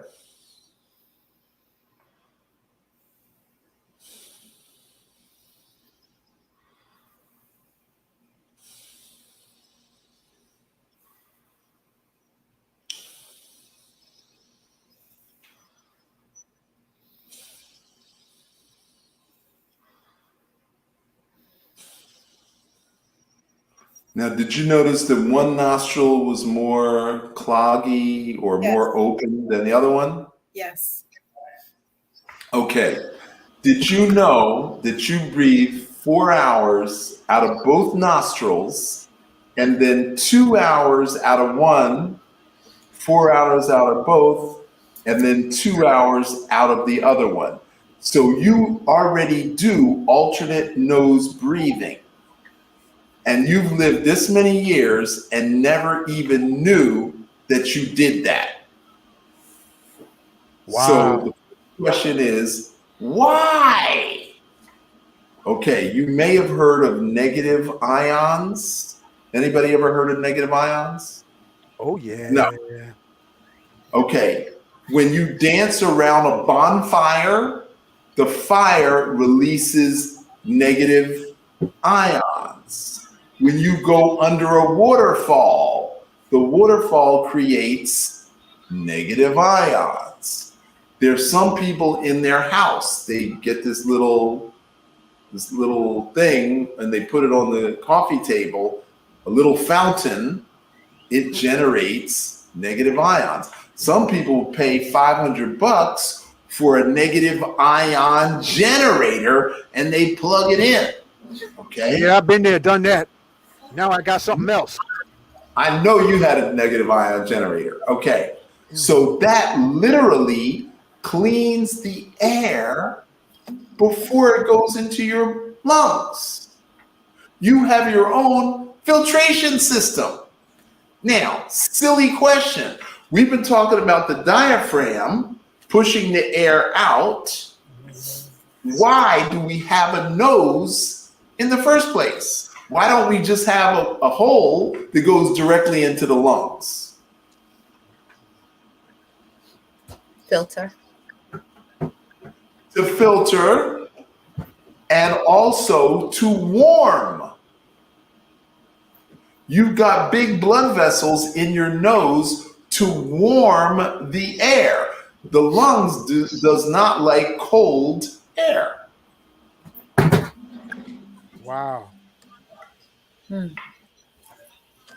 So slow inhale, fast exhale. Slow inhale, fast exhale. Now, if we speed that up, we get fire breath.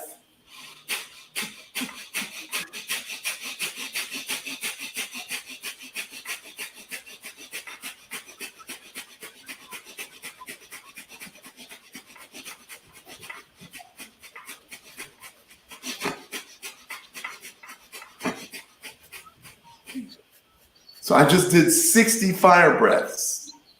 I want you to do 60 fire breaths every day for 3 days.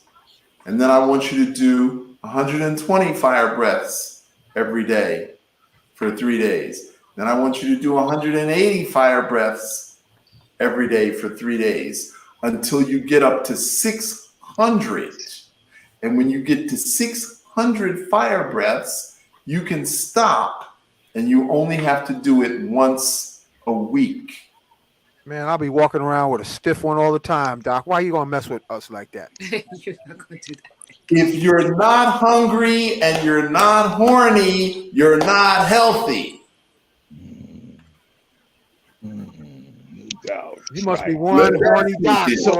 So that's dope. Hey, Doc, is that were you breathing out through your nose or breathing out through your mouth? I couldn't tell. Through my nose. In and out through the nose. Okay. In and out through the nose. Okay.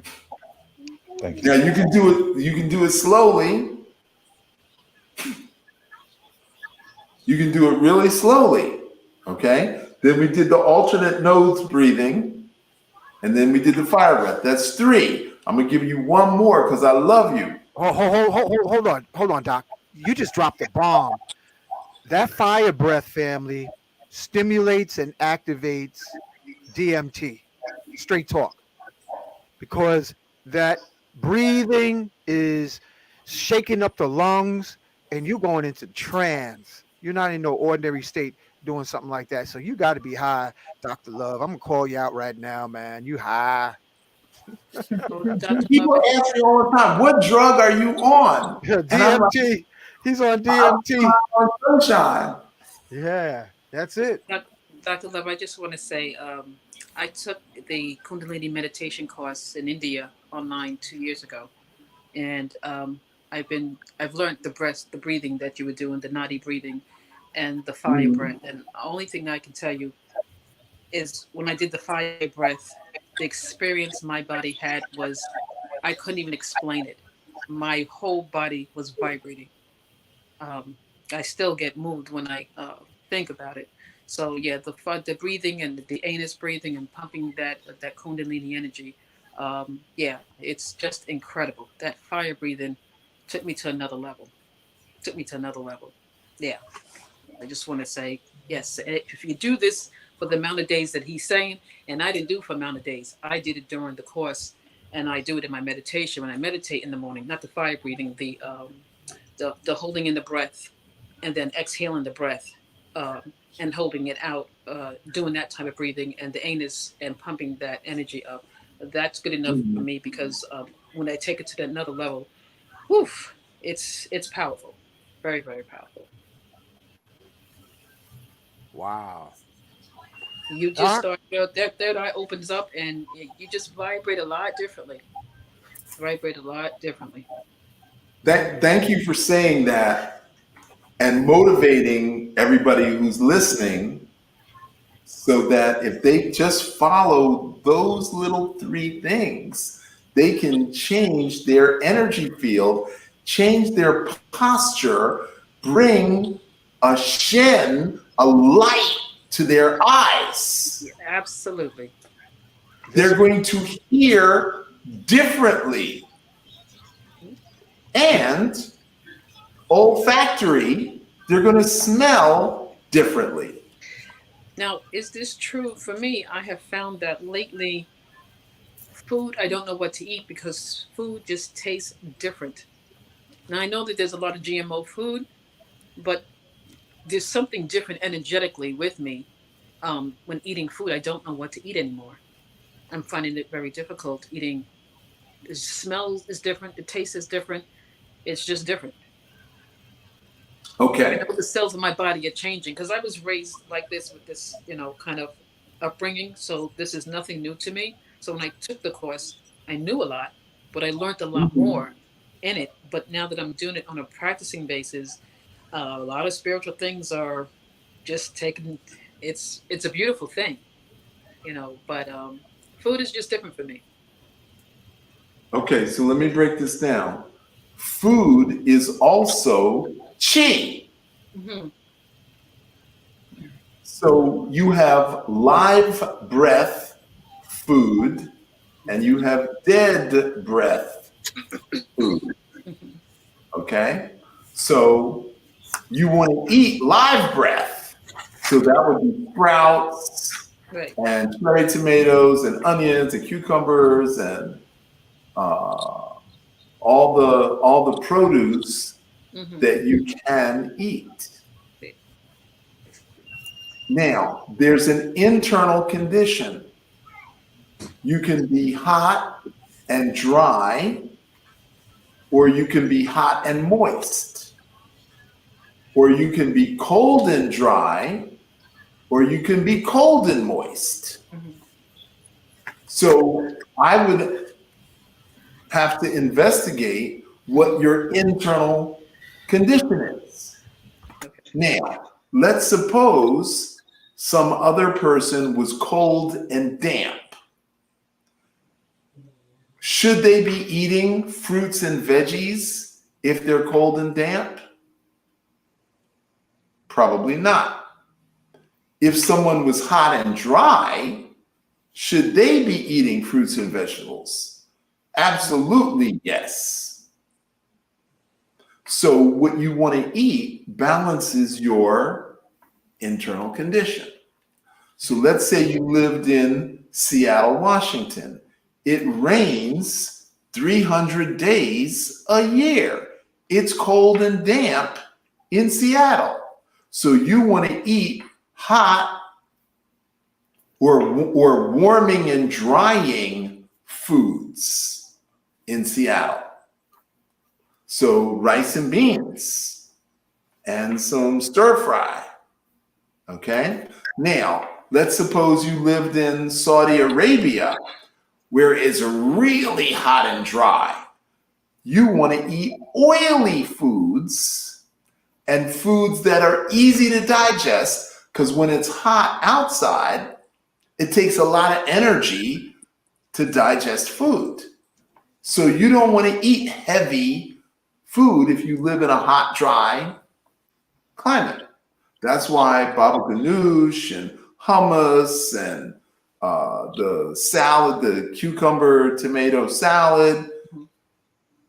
Okay, so your diet is dependent upon your external and your internal. So, we'd have to have a personal consultation to find out what you are eating what you have been eating, and then how to transition to the next level. Because you sound like you're like on an upward incline. Yes, definitely. What you talking about geographically? I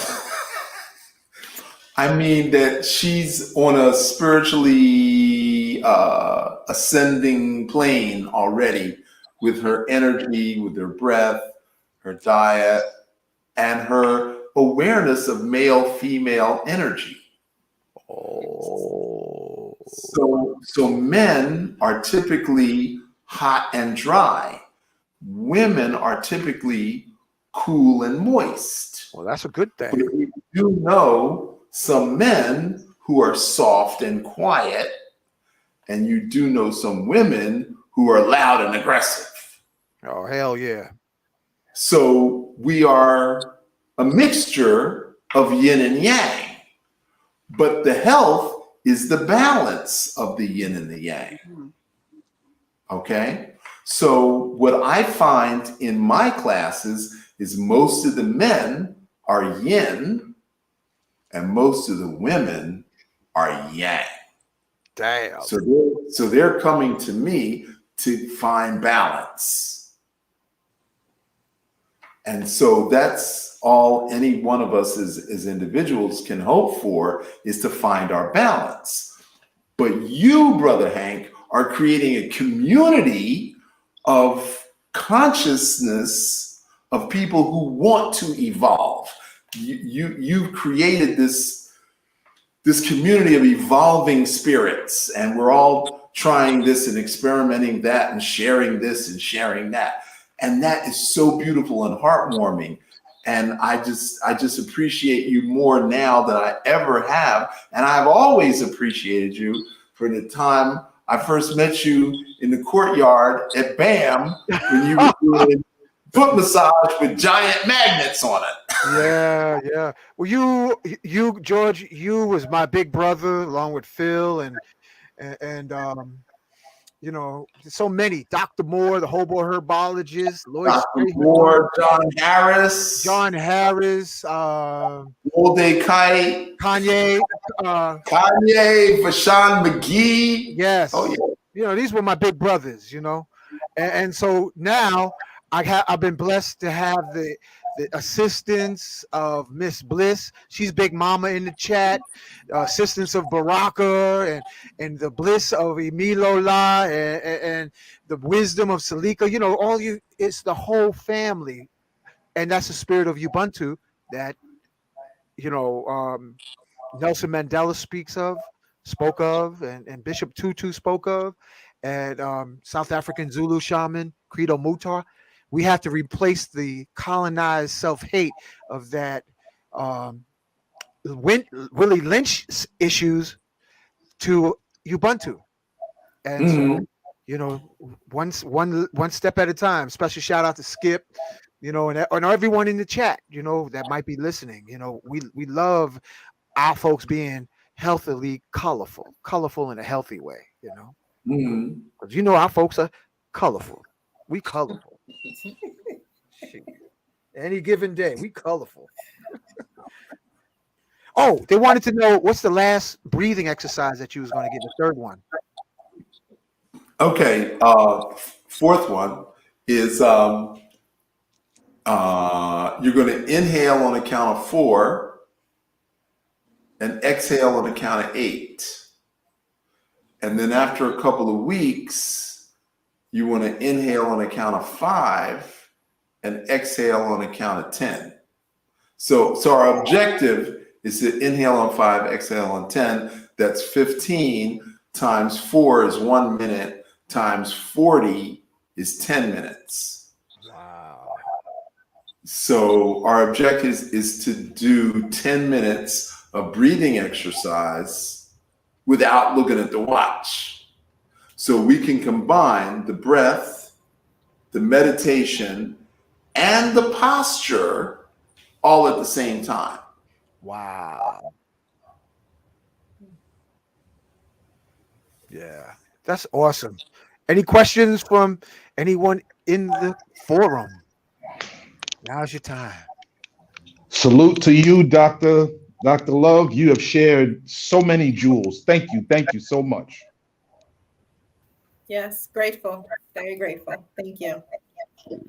So if anyone wants to join loveqigong.com, you have a 3-day trial. Hold on, we got bad sound. Let's everybody mute your mic except Dr. Love, so that we can make sure that Dr. Love. Can you say that again, please? I said, if anyone wants a 3-day free trial in the Qigong class, loveqigong.com. And then you can have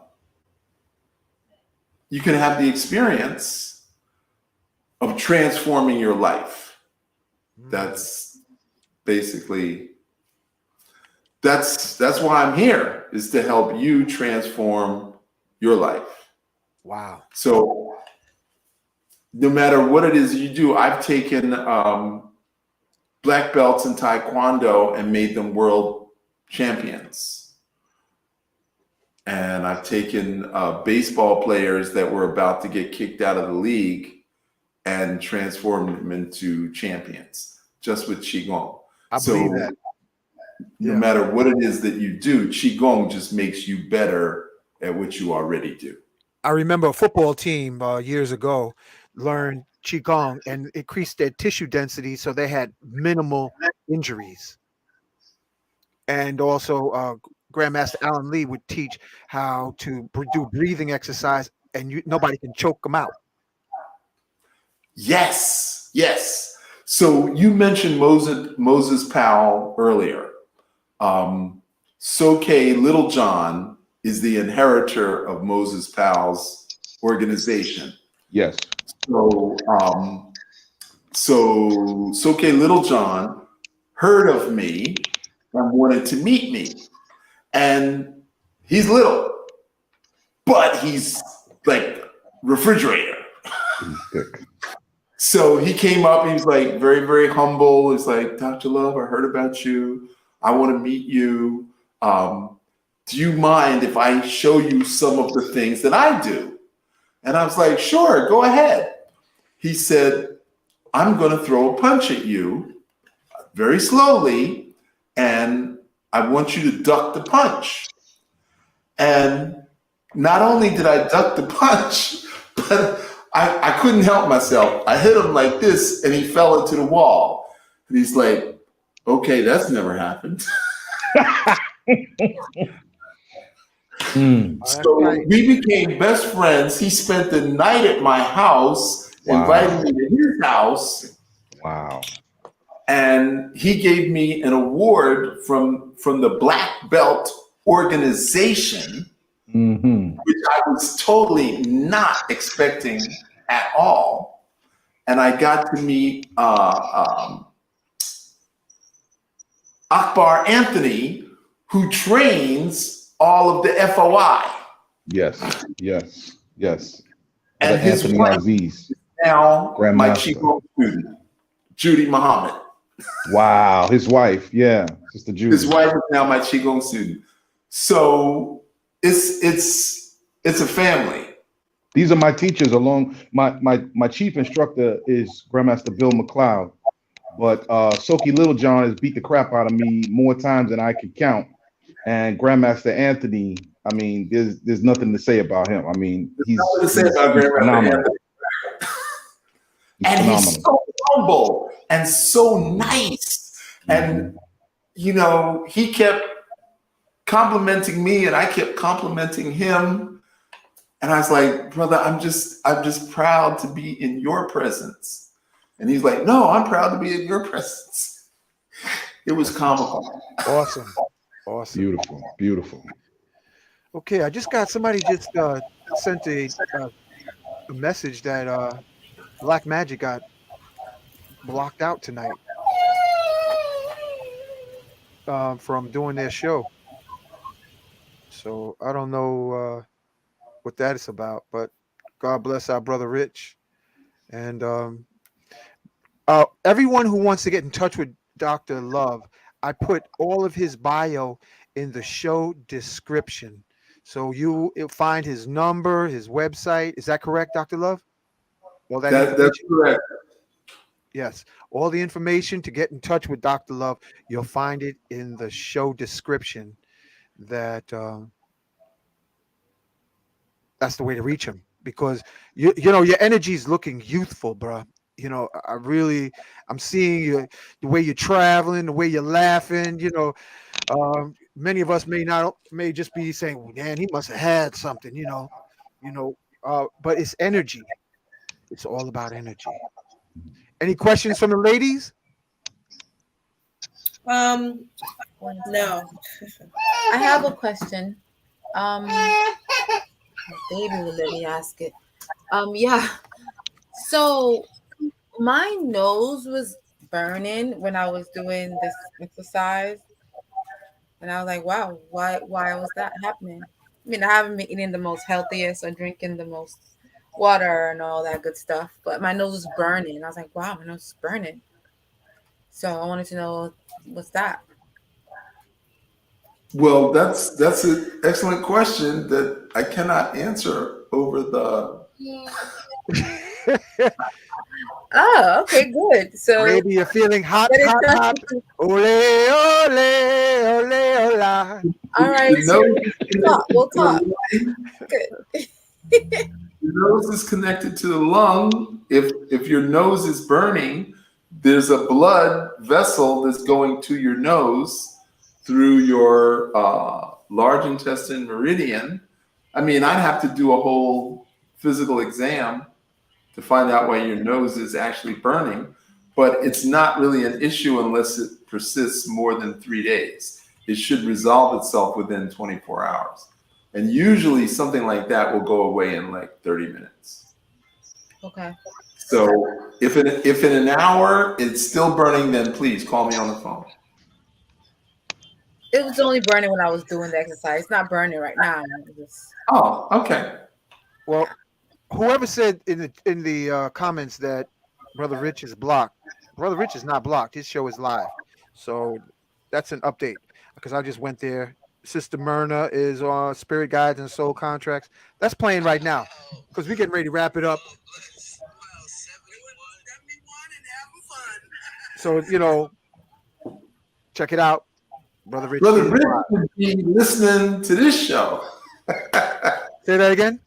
I said, Brother Rich should be listening to this show. Oh, he does. He right. does. Yeah, he does. Good brother. Good brother. Again, I want to thank Brother David. What did you take from this, man? Now he got a spaceship, y'all. I got front and center, because he got something to say. Tell us what you think, brother. Well, I just got a question. I want to know if Qigong will help you with sleep apnea. Sleep apnea? Yeah. Absolutely. Absolutely. Because they're trying to give me a machine, but I don't trust them. Okay, so what regulates your sleep-wake cycle is your pineal gland. So it's your pineal out of whack. So in the pineal, which is at the top of the brainstem, you can make little hammers out of your fingertips. You can literally tap the base of your skull 20 times every 3 hours. And then make sure you're awake. No, the base of the skull, not the front of the skull. That's the back. The back. The back. There you go. That's the back of the skull. At the base of the skull. Okay? Then make sure you're awake 30 minutes before sunrise. And then you want to be outside, and the first 15 minutes of sunrise, you want to do sun gazing. Now, your eyes are not focused, they're unfocused. Now, what happens when you gaze at the sunlight, that first 15 minutes, goes past your eyeballs directly into your pineal gland.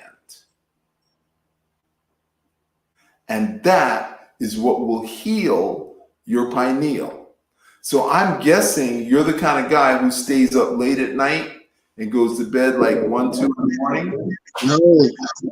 No, I'm asleep by 8 o'clock every night, and I wake up every morning about 4 o'clock.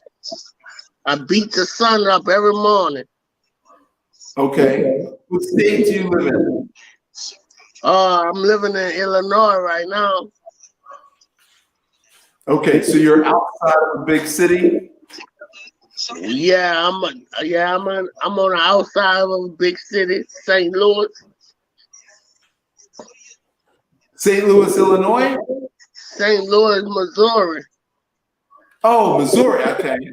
So, yeah, that's not a safe place for us anymore.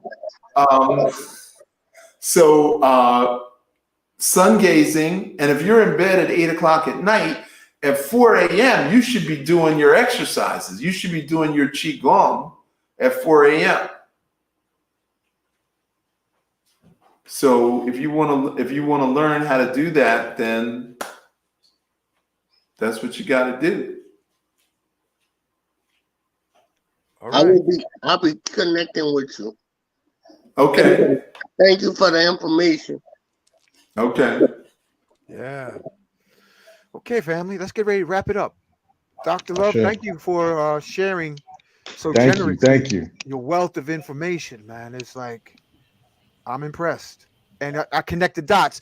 Learning Qigong, family, if you're into learning any form of Tantra, and if you want to know any kind of silver mind method, going into altered states, crystal work, you got to get the breath right so you can be a battery for the crystals, a battery for your partner, or a battery in your workspace, because the high voltage, as Lester Levin says, high frequency rules over low frequency. So that's right. This is crucial knowledge you have here, Dr. Love. Thank you again. Thank you. And if you have a number for Lester, please pass it on. 215. Take a pen, y'all. Area code 215-609-6586. 215-609 6586. 6586. Yep. Thank you. Yeah. Definitely. Okay, y'all ready to wrap it up? Okay. Great show. So should we do the gong again? Oh, hell yeah. Let's go out on the gong, man. Let me get you front and center. Okay. Because that is like no other.